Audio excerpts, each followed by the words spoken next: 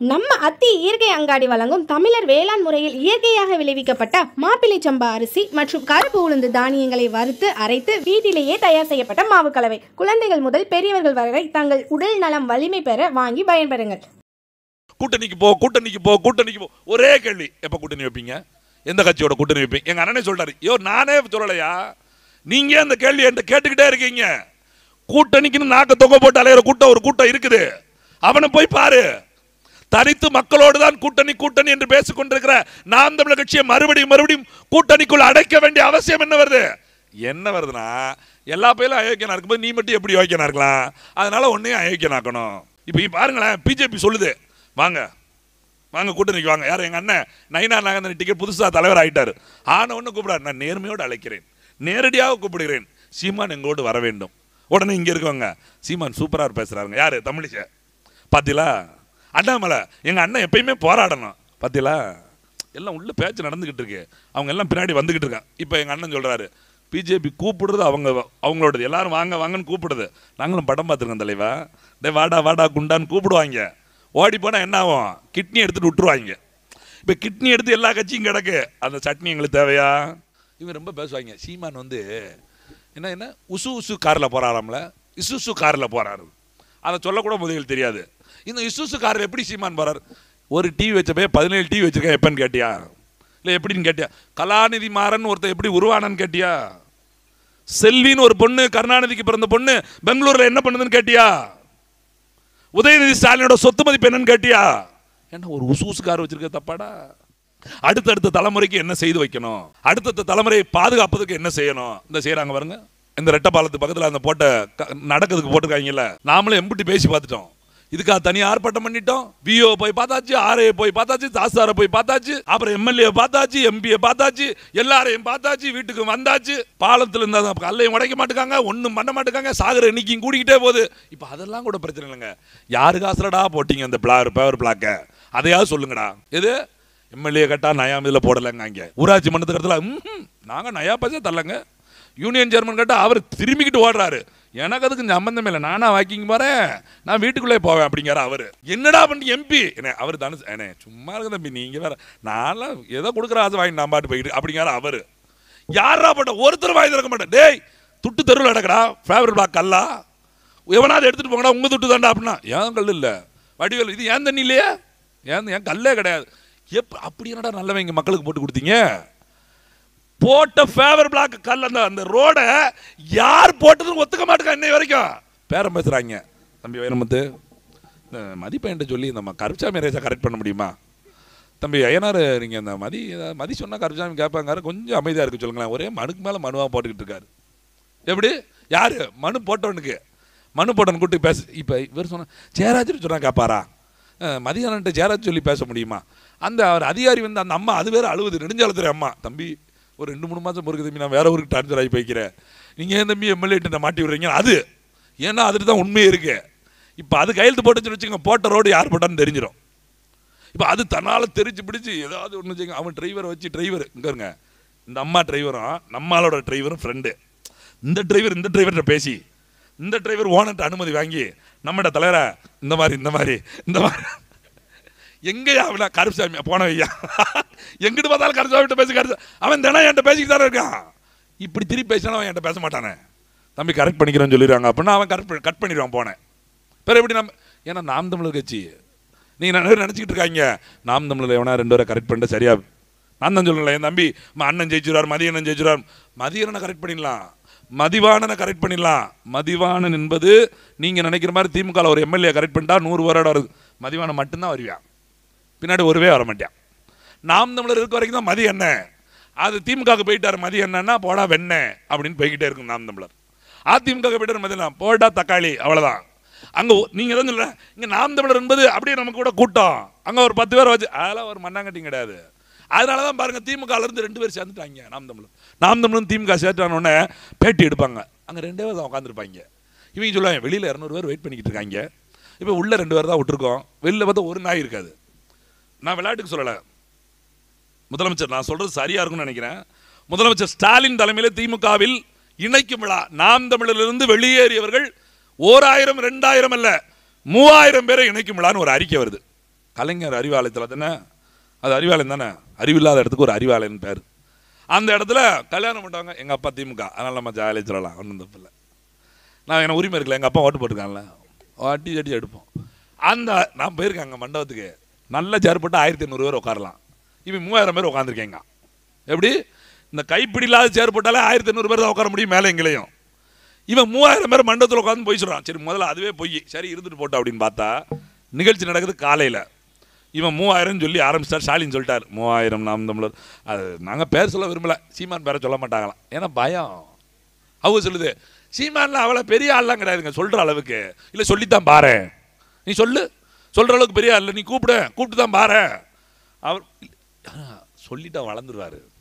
உடனே பத்திரிக்காரன், நீங்கள் நினைக்கிற அளவுக்கு ஸ்டாலின்லாம் சீமான் சொல்ல மாட்டேக்கார, நீங்கள் ஏன் ஸ்டாலினே திட்டுறீங்க? அப்புறம் முதலமைச்சர் திட்டா மூத்திரச்சந்தில் இருக்கணும் திட்ட முடியும்டா? முதலமைச்சர் பேர் சொல்லாமல் இவர் யார் திட்டுறது? இன்னைக்கு சீமானம் பேச மாட்டாங்க தலைவா, நாளைக்கு சீமான் எதிர்க்கட்சி தலைவராக முதலமைச்சர் ஆகும்போது ஸ்டாலின் இல்ல, அவங்க அப்பா இல்ல, அவங்க அப்பனுக்கு அப்ப வந்தாலும் சீமான் பேரை சொல்லித்தான் ஆகணும். இப்போ வேணா நினைச்சுக்கலாம், நாங்கள் சொல்லாமல் தவிர்த்துருவோம், அவாய்ட் பண்ணுறாங்களாம். பேரை போடாதீங்க. அப்புறம் எதுக்கு நாம் தமிழ் 3000 பேர் சேர்க்க? பேர் சொல்ல பேர் எதுக்கு 3000? நேற்று கேட்டாங்க எப்படி தெரியுமா, அதுக்கு முன்னாடிலாம் நாம் தமிழில் எவ்வளோ பேர் இருப்பீங்களா? 234 வேட்பாளர் இருக்காப்பா. மாற்று வேட்பாளர் 234 பேர் இருக்கீங்களா? 3000 பேர் எங்கிறதுல பிடிச்சிட்டு வந்தீங்க? எங்கேருந்து அப்போ தான் தெரியுது பிடிச்சிட்டு வந்துருக்காங்க. வெளியில் ஒரு கூட்டம் நிற்கி நம்ம சேனல்லேருந்து ஒருத்தர் போய் எடுத்துக்கிட்டு இருக்கான். அம்மா எங்கேருந்து வந்தீங்க? தருமபுரிலேருந்து வந்தோம். எதுக்கு வந்தீங்க? முதலமைச்சரை பார்க்கலான்னு கூப்பிட்டு வந்தீங்க. எந்த கட்சியில்? நான் திமுக 7 வருஷமாக இருக்கேன். திமுக கார போய் தான் கூப்பிட்டு வந்து திமுக சேர்த்துக்கிட்டு இருக்காங்க. அவன் ஒருத்தர் அதிமுக காரன், இன்னும் இங்கே இதில் ஒன்றும் செய்யலை, இந்த பாலம் கட்டி தரேன்னு சொன்னாங்க, ஸ்டாலின் வந்து பார்த்தாச்சு பாலம் கட்டி தான், அதுக்காக வந்திருக்கேங்க, மனு போட வந்திருக்கான். இப்படி ஒருத்தனையும் கூட ஒரு சின்ன பாரு நம்மள மாதிரி இளவட்ட பையன், ஒரு 18-20 வயசு இருக்கும் பாருங்க, அவன் திண்டப்பட்டு என்ன தம்பி இங்கே வந்திருக்கீங்க? என்னன்னே தெரியல, கூப்பிட்டு வந்தாங்க, பஸ்ஸில் இருந்தனா சரி வீட்டில் இருக்கிறதுக்கு அப்படியே போயிட்டு வருவோமேனு வந்தால் இன்னும் சோறு ஓடாமல் இருக்காங்க அப்படிங்க. அவன் பிரச்சனை அவனுக்கு. இப்போ தான் தெரியுது விஜய் பின்னாடி போகிற கூட்டம் கூட எப்படி கூட்டமாக இருக்குமோ. அவன் மாதிரி டங்கு அவர்களே அப்படிங்கிற அவன் டல்லுன்னு சேர்லேருந்து எந்திரிச்சு குதிக்கான். என்னடா ஸ்டாலின்ஜி அப்படிங்கிற இவன் தெரிஞ்சு ஓடுறதுக்கு ரெடி ஆகுறான். என்னடா ஓட்டப்பந்தம் வைக்காங்க, பேசத்தானே செய்கிறாங்க. அப்போ என்னென்ன இன்னும் ரசிக மனப்பான்ல அவன். அது மாதிரி இவர் 3000 பேர் காலைல பேசிட்டார். மத்தியானம் டிவியில் போட ஆரம்பிச்சிட்டாங்க 3000 பேர் அப்படின்னு. எங்கள் ஆள் எடுத்து அதில் 32 பேர் தான் எங்கள் ஆள் இருக்கான், எல்லாம் டுபாக்கூர் அப்படின்னு எடுத்து போட ஆரம்பிக்காங்க. ஏன்னா 3000 பேர் முன்னாடி இடத்துல உட்கார வைக்கலாம், காட்டினா 3 முன்னாடி இருக்க 30 பேர் தான் நம்ம ஆள தெரியும். எது இந்த 30 பேர் 3 மாசமாக சேர்ந்தவங்க. ஏற்கனவே உள்ளூரில் சேர்த்துட்டாங்க, எம்எல்ஏ வச்சு சேர்த்துட்டாங்க ஒரு தடவை. அப்புறம் இந்த மாவட்டத்தோட பொறுப்பு அமைச்சர் இருப்பார்ல, அவரை வச்சு சேர்த்துட்டாங்க. 3வது முறையாக முதலமைச்சர் சேர்க்க கூட்டு வந்துட்டு 3000 எழுதியாச்சு. எங்காலும் ஐடிவிங்க எடுத்து கண்டுபிடிச்சி 30 வருதுன்னு போட்ட உடனே மத்தியானம் மாலை பத்திரிக்கை வருது பாருங்க, அதில் போடுறாங்க 2000 பேர் அப்படின்னு போட்டு பத்திரிக்கை. இதில் மாலை தமிழ் என்ன தினகரனுக்கு ஒரு மாலை பத்திரிக்கை இருக்கும் தெரியும், தமிழ் முரசுன்னு நினைக்கிறேன், அதில் 2000 பேர்னு போடுறாங்க. ஒன்று டிவி டிபேட்டில் 2000 பேர் அப்படின்னு அப்படி பேச ஆரம்பிக்காங்க. என்னடா முதலமைச்சர் 3000 பேர் இருக்காரு, இவன் 2000 பேர்னா மறுநாள் காலையில் பாருங்க தினகரன் எப்படி முதல்ல தமிழ் முரசில் 2000, முதலமைச்சர் 3000, தினகரில் 1000 நாம் தமிழர் தலைமை மு.க. ஸ்டாலின் தலைமை இறங்கினார். அவங்களே அப்படி ஏறி என்னமா சொல்லுதாங்களான்னு பார்ப்போம். காரி துப்புறாங்க, இறங்கிரு. திருப்பி செருப்பு கழுத்தி அடிக்காங்க, இறங்கிரு. அன்னைக்கு மறுநாள் பேப்பர் வந்திருந்தால் மொத்தமாக முடிச்சு 30 பேரும் போட்டிருப்பாங்க. அப்போ என்ன அர்த்தம்? இல்லாத கட்சியில் வந்து எதுக்கு 3000 பேர் சேர்க்கணும்? திமுக நாம் தமிழர் உடைக்க வேண்டிய அவசியம் என்ன? உடனே சொல்லிடுவாங்க திமுக யாரை அழிக்க முடியாது. ஆனாலப்பட்ட எம்ஜிஆர் வந்து அழிக்க முடியலை. வாங்க எம்ஜிஆர் வந்து அழிக்க முடியல, ஆனால் எம்ஜிஆர் உங்களால் ஒன்றும் பண்ண முடியல. எது எம்ஜிஆர் உயிரோடு இருந்த 17 ஆண்டுகளும் அந்த ஆட்சியில் இருந்தார் 15 வருஷம். அவர் இருக்கிற வரை திமுகவால் ஆட்சி கட்டில் உட்காரவே முடியல. அந்த நிலை தான் நாம் தமிழர் வந்ததுக்கப்புறம் திமுக அமையும். நாம் தமிழர் முதல்ல ஆட்சி அமைக்கிறதுக்கு வேணால் நேரம் எடுத்துக்கலாம். ஏன்னா எம்ஜிஆர் மாதிரி நாம் தமிழர் சீமான் வந்து திமுகலேருந்து கட்சியை பிரிச்சுட்டு வரல. எம்ஜிஆர் மாதிரி கருணாநிதிக்கு விட்ட உடன்பிறப்பாக இருந்து படங்களில் கருப்பு சோப்பு வேட்டு சட்டையை போட்டுக்கிட்டு படத்தை போட்டு பாட்டை போட்டு ஆடலை. ரசிகர் மன்றத்தை தமிழ்நாடு முழுக்க வைக்கலை. என் தம்பி சொன்னது போல சிகப்பா இருக்கும் பொய் சொல்ல மாட்டான் அப்படின்னு நம்புற கூட்டத்தில் அவர் தங்க புஷ்பத்தையே தின்னவர் அப்படின்னு சொல்ற அளவுக்கு தமிழ்நாட்டு ரசிகர்களை சம்பாதிக்கல. எங்க அண்ணன் சீமா பொன்மன செம்மன் பேர் வாங்கல, புரட்சி தலைவன் பேர் வாங்கல. சாதாரண உங்களை மாதிரி ஒரு புத்தூர் மாதிரி ஒரு கிராமத்தில், வரகுடராம மாதிரி ஒரு கிராமத்தில், எங்கேயோ மதுரைக்கு பக்கத்தில், பரமக்குடிக்கு பக்கத்தில் அரணையூர் அப்படிங்கிற அட்ரஸ் தெரியாத ஒரு கிராமத்தில் பிறந்து படித்து வளர்ந்து வேலைக்கு போகலான்னு சினிமா எடுக்க வந்த ஒரு சிறுவனா அந்த மண்ணுக்கு வந்தவன்னா இன்னைக்கு சீமானா மாறி இந்த அரசியலில் வந்து நிற்கிறான். இப்போ நான் 2026 வாசலூருக்கு வேட்பாளர். என் தம்பி இவங்க விருதுநகரில் நின்ன பாராளுமன்றத்தில் நின்ன கௌசிக் பாண்டி தென்காசியில் வேட்பாளர் 2 தொகுதிக்கு அறிவிச்சிட்டாரு. இப்போ நாங்கள் வேலையை பார்க்க ஆரம்பிச்சிட்டோம். இப்பயும் நம்மகிட்ட வந்து கேட்காங்க, அப்புறம் தலைவர் அப்புறம் கூட்டணி எப்படி வந்துடுமா? டேய் போஸ்ட் விட்டியாச்சியா, ஓட்டு கேட்க ஆரம்பிச்சிட்டோம். இப்பயும் கூட்டு அதெல்லாம் விடுங்க. எது அரசியல் எது வேணாலும் நடக்கும். நிரந்தர நண்பனும் இல்லை, நிரந்தர எதிரியும் இல்லை. இவங்க டயலாக் ஒன்று வச்சுக்கிட்டு நம்மகிட்ட. அப்போ நாங்கள் முடிவு பண்ணுறோம், நீ கூப்பிடுவோம் உரிமை, அதை ஏற்றுக்கிறதும் ஏற்றுக்காதும் என்னோட உரிமை. நாங்கள் ஒரு கட்சி நடத்துகிறோம், நாங்கள் தனி கட்சி. இங்கே இருக்கக்கூடிய அரசியல் கட்சியோட கொள்கைகள் எதுவும் பிடிக்கவில்லை என்று சொல்லிதான் தனியாக கொள்கைகள், கோட்பாடுகள், லட்சியங்கள், நோக்கங்களோடு ஒரு கட்சி தொடங்கி இருக்கிறோம். அந்த நோக்கங்களை வெல்வதற்கு நாங்கள் தான் ஆட்சி அமைக்கிறோம். உங்களோட ஆட்சியில் வந்து நாளைக்கு திமுகவோட நாம் தமிழர் கூட்டணி வச்சுட்டு டாஸ்மார்க்கை மூடிடுவாங்களா? நாம் தமிழர் டாஸ்மார்க்கை எதிர்க்கிறது, கல்லை ஆதரிக்கிறது. இந்த மாதிரி பேசுனாங்கல்ல, திமுக ஒத்துக்குமா? கல்லுனா முதல் என்னன்னு திமுக தெரியுமா? எப்படி கல்லுனா முதல் என்னன்னு, டாஸ்மார்க்னா என்னன்னு தெரியும், சரக்குனா என்னன்னு தெரியும், கல்லுனா என்னன்னு தெரியுமா? தெரியாது. இந்த ஓசி டிக்கெட் ஒருத்தர் இருக்காரு, யாரு நேற்று டவுசரை கழிச்சிருக்காங்கல்ல, பொன்முடி, வனத்துறை அமைச்சர், முன்னாடி உயர்கல்வித்துறை அமைச்சர், அப்புறம் வனத்துறை அமைச்சர், இப்போ ஒண்ணுமே இல்லாத எம்எல்ஏ. எதுக்கு கிழிச்சாங்க நினைக்கிறீங்க? அவர் பேசுன பேச்சுக்கா உச்சநீதிமன்றம் செருப்பு கழுத்தி அடிக்கும் நாளைக்கு. ஏன்னா செந்தில் பாலாஜின்னு ஒருத்தர் இருக்காரா, அவர் வழக்கில் உள்ள போயிருந்தாரு. அவருக்கு ஜாமீன் கொடுக்கப்படுகிற போது ஒரு கோரிக்கை வைக்கப்பட்டது.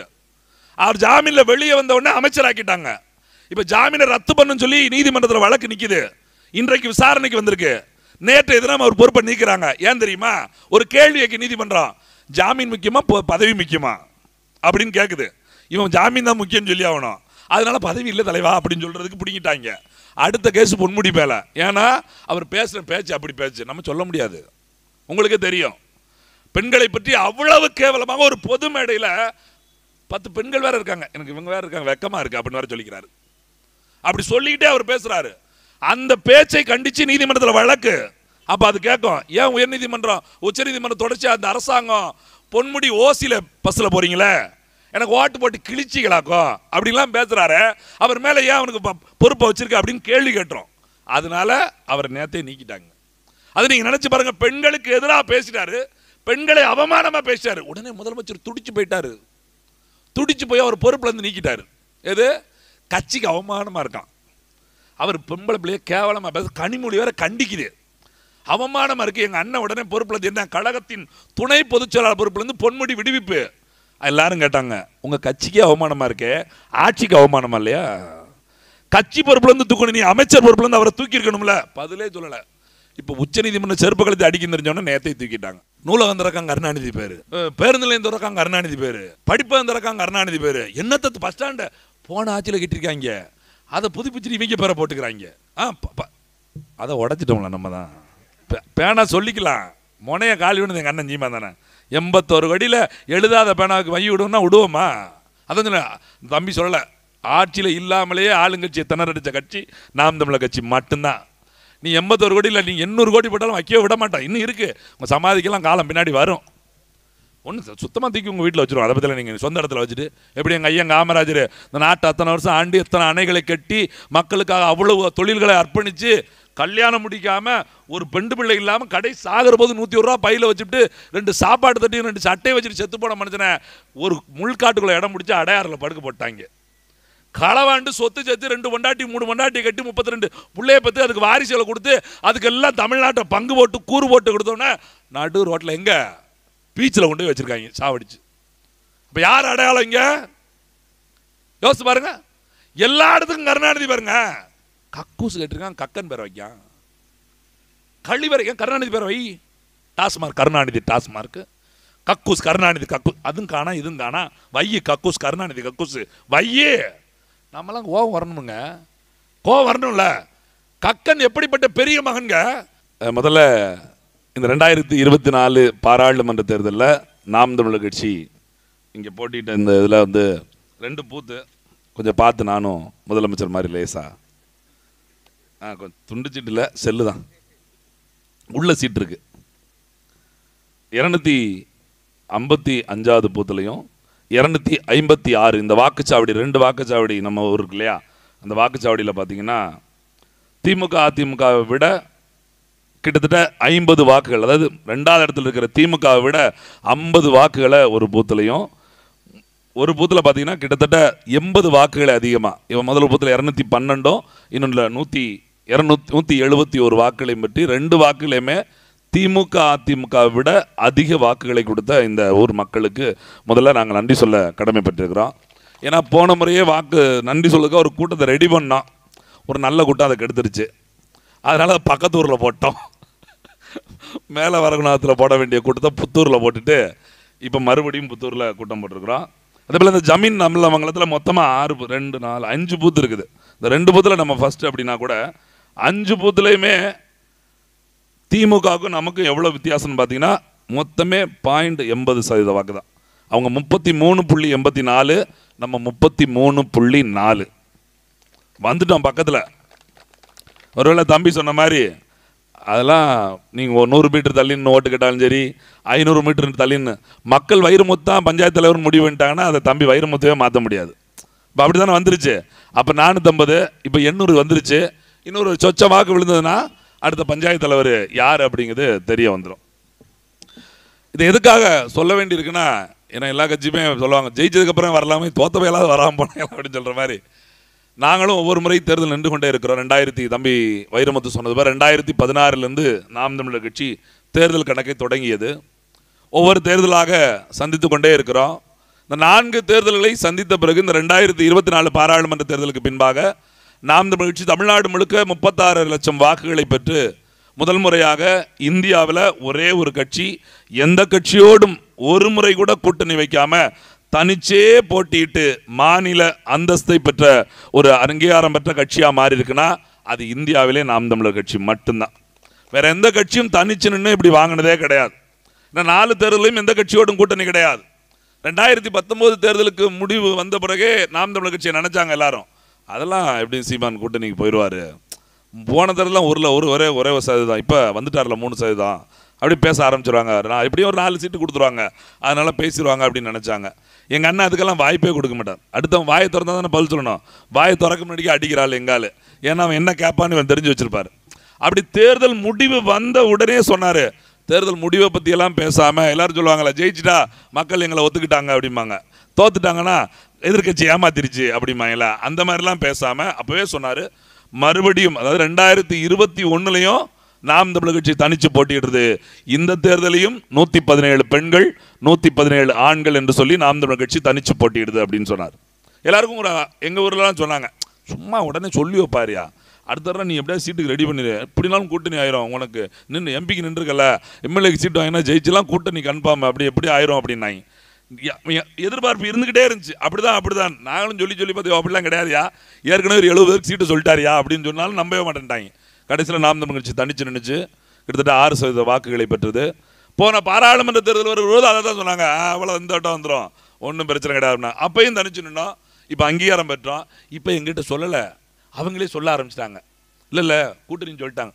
அதிமுககாரர் ஒருத்தர் இப்போ பேருந்தில் நான் திருவண்ணாமலையில் கூட்டம் முடிச்சுட்டு பேருந்து ஏற வந்து சீட்டு இல்லாமல் போயிடுச்சு. அப்புறம் என்னன்னு தெரியும், என்னோட குரலை வச்சு அவர் கண்டுபிடிச்சிட்டாரு. இப்படி மாறுவேசத்தில் இருந்தனால அவர் குரலை வச்சு கண்டுபிடிச்சிட்டு, நீங்கள் நம்ம வேட்பாளர் தானே, ஒரு ஃபோன் பண்ணி சொல்லக்கூடாதா அப்படின்னாரு. நீங்கள் வருவீங்க யாரையா எனக்கு தெரியும், பரவாயில்ல நான் டிரைவர் பக்கத்தில் உட்காந்துக்கிறேன், திருச்சிக்கு அப்புறம் சீட்டு இருக்குது அப்படின்னாரு. சரி அங்கே உட்காந்துக்கிறேன்.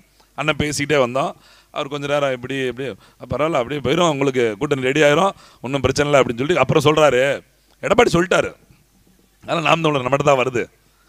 அங்கேருந்து மாவட்ட செயலாளருக்கு சொல்லி, மாவட்ட செயலாளர் ஒன்றிய செயலாளருக்கு சொல்லி, இப்போ ஒன்றியம் பேசிக்கிட்டு இருக்கு ஊருக்குள்ள, என்ன தம்பி அப்போ நம்ம தான் வேலை செய்ய போகிறோம் ஒன்றா, ஆமாண்ணே நீங்களும் தேர்தல் வேலை பார்க்க போகிறீங்க, நானும் தேர்தல் வேலை பார்க்க போகிறேன், 2026 தம்பி சும்மா எப்போ பார்த்தாலும் நக்கல், நம்ம ஒரே அணியில் நிற்க போகிறோம். இது வேட்பாளரை அறிவிச்சிட்டோம், நாங்கள் 60 தொகுதிக்கு வேட்பாளரை அறிவிச்சிட்டோம் 2026. இப்பயும் சொல்கிறாங்க கூட்டணி தான். தம்பி எவ்வளோ நாளைக்கு நீங்கள் ஜெயிக்காமலே போராட முடியும்? ஒரு 10 எம்எல்ஏ ஒரு 5 எம்எல்ஏ போகணும் தம்பி, எல்லாருக்கும் சோர்வாகி போயிரும்ல. இது என்னன்னு எனக்கு ஆச்சரியமாக இருக்குது, நம்மளை எம்எல்ஏ ஆக்குறதுக்கு இவர் ஏன் எவ்வளோ வருத்தப்படுறாரு? 4 தடவை தோத்த பண்ண நானே நல்லா தானே இருக்கேன், நான் பாட்டுக்கு வீட்டில் இருக்கேன், எனக்கு எதுக்கு ஆப்பிள் வாங்கிட்டு வரேன் அப்படின்னு சொல்கிற மாதிரி நோயாளி ஆக்கி பார்க்கணும்ல. அவங்க நீங்கள் சோர்ந்துருவீங்க தம்பி. கூட இருக்கவங்கலாம் வந்து எவ்வளோ நாளைக்கு தனியாகவே போராடுவாங்க?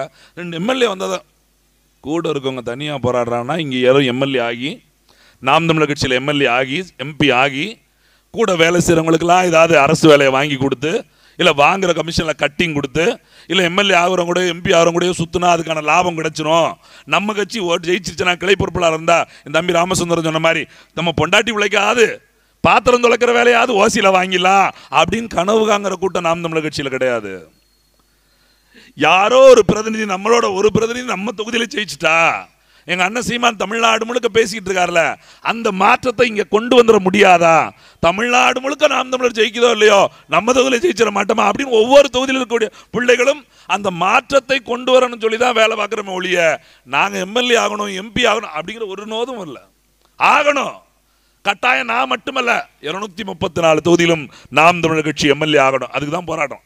அதுதான் சராசரி வளர்ச்சி. 1%, நான் 3.5%, 6%, இப்போ 8%. அப்படியே சடார்னு வளர்ந்துருச்சு. இப்போ ஜிம்முக்கெல்லாம் போவாங்க. ஜிம்முக்கு போனோன்னா ஒரு ஆம்ஸ் மட்டும் இறங்க அப்படிப்பான். 10 நாள் அதிலே பண்ணிக்கிட்டு இருப்பேன். அதுக்கடுத்து 10 நாள் கையை எந்திக்காது. ஏன் சொல்லுங்க, மற்ற வேலையெல்லாம் விட்டு 1 மணி நேரம் இப்படி பண்ணால் கை வீங்கிடுச்சுன்னா என்ன ஆகும்? அவங்க அம்மா கேட்குது, என்னடா ஜிம்முக்கு போகிறேன்னா கையெல்லாம் வீங்கி கிடக்கு, புண்ணாகி போச்சா அப்படின்னு கேட்கு. ஏன்? உடம்பு முழுக்க கூடுனா தான் அது வளர்ச்சி. கை வளர்ந்து கால் வளர்ந்து உடம்பு வளர்ந்து, கை மட்டும் குண்டாயிருச்சு கால் மட்டும் குண்டாச்சுன்னா அது நோய். அது மாதிரி எங்கேயாவது ஒரு இடத்துல நாம் தமிழர் கட்சி ஜெயிச்சிருச்சு, 5 இடத்துல ஜெயிச்சு 10, அதெல்லாம் வெற்றி கிடையாது. மொத்த இடத்தையும் ஜெயிக்கணும். அப்போ நாம் தமிழர் கட்சி சராசரியாக மக்கள்கிட்ட போய் சேர்ந்துக்கிட்டே இருக்கு. ஆனால் இங்கே இருக்கக்கூடிய கட்சிகளுக்கு ஒரு சிக்கல் இருக்குது. தமிழ்நாட்டில் இதுவரைக்கும் தொடங்கப்பட்ட எந்த கட்சி உங்கள் மனசில் தோணுதோ, திமுக, அதிமுக, பிஜேபி, காங்கிரஸ், இது பெரிய கட்சியாக நீங்கள் நினச்சிக்கிட்டு இருக்கீங்க. இது தவிர்த்து தொடங்கப்பட்ட கட்சி, இந்த திமுகவை ஒழிக்கணும், அதிமுகவை அழிக்கணும், பிஜேபியை ஒழிச்சிடணும், காங்கிரஸை ஒழிச்சிடணும் இப்படின்னு சொல்லி தொடங்கப்பட்ட அத்தனை கட்சிகளும் இந்த 4 பேரில் ஒருத்தன் மாற்றி மாற்றி கூட்டணி வச்சுக்கிட்டே இருக்காங்க. முதல்ல எங்கள் ஐயா வைகோ, அப்புறம் பாமக, விடுதலை சிறுத்தைகள், இப்போ எங்கள் அண்ணன் வேல்முருகன்லேருந்து இங்கிட்டு பார்த்தீங்கன்னா தமிழக மக்கள் முன்னேற்ற கழகத்திலேருந்து கருணாசா இருக்கலாம், ஜான் பாண்டியன் இருக்கலாம், யாராக வேணா இருக்கலாம். எல்லாரும் மாறி மாறி யாரை எதிர்த்து அரசியல் செய்ய நினைச்சாங்களோ அவங்ககிட்டே போய் சரண்டர் ஆகி 1 சீட்டு 2 சீட்டு 3 சீட்டு 4 சீட்டு அதிகபட்சம் 6 சீட்டு, ஜாதி கட்சி ஓட்டு அதிகமான 10 சீட்டு, அவ்வளோதான். அதுக்கு மேலே ஒன்றுமே இல்லை. அப்போ எல்லாருக்கும் என்ன தோணுது?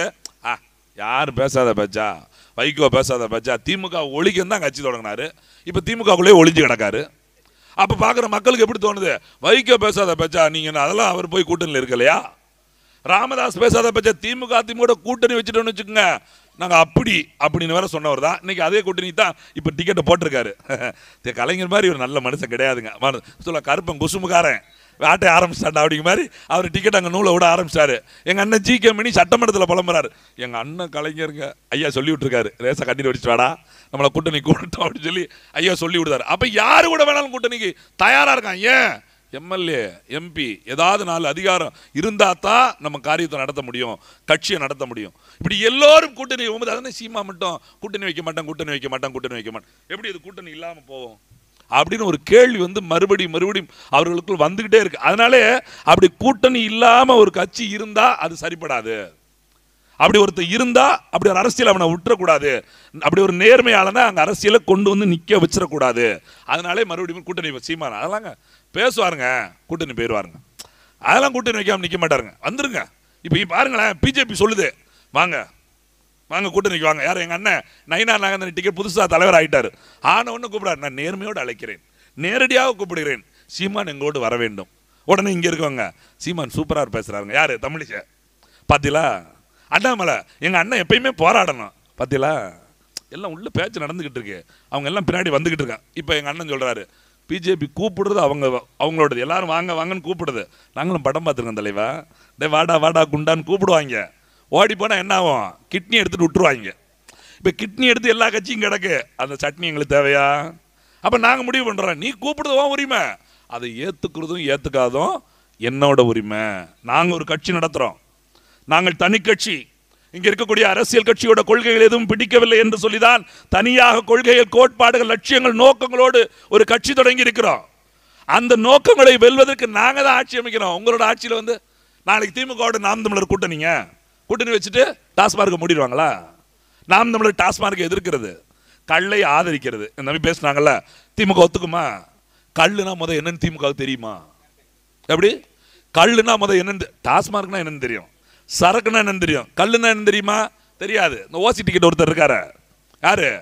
நேற்று டவுசரை கழிச்சிருக்காங்கல்ல, பொன்முடி வனத்துறை அமைச்சர், முன்னாடி உயர்கல்வித்துறை அமைச்சர், அப்புறம் வனத்துறை அமைச்சர், இப்ப ஒண்ணுமே இல்லாத எம்எல்ஏ.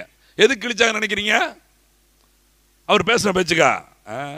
உச்சநீதிமன்ற செருப்பு கழுத்தை அடிக்கும் நாளைக்கு. ஏன்னா செந்தில் பாலாஜின்னு ஒருத்தர் இருக்காரா, அவர் வழக்கில் உள்ள போயிருந்தாரு. அவருக்கு ஜாமீன் கொடுக்கப்படுகிற போது ஒரு கோரிக்கை வைக்கப்பட்டது.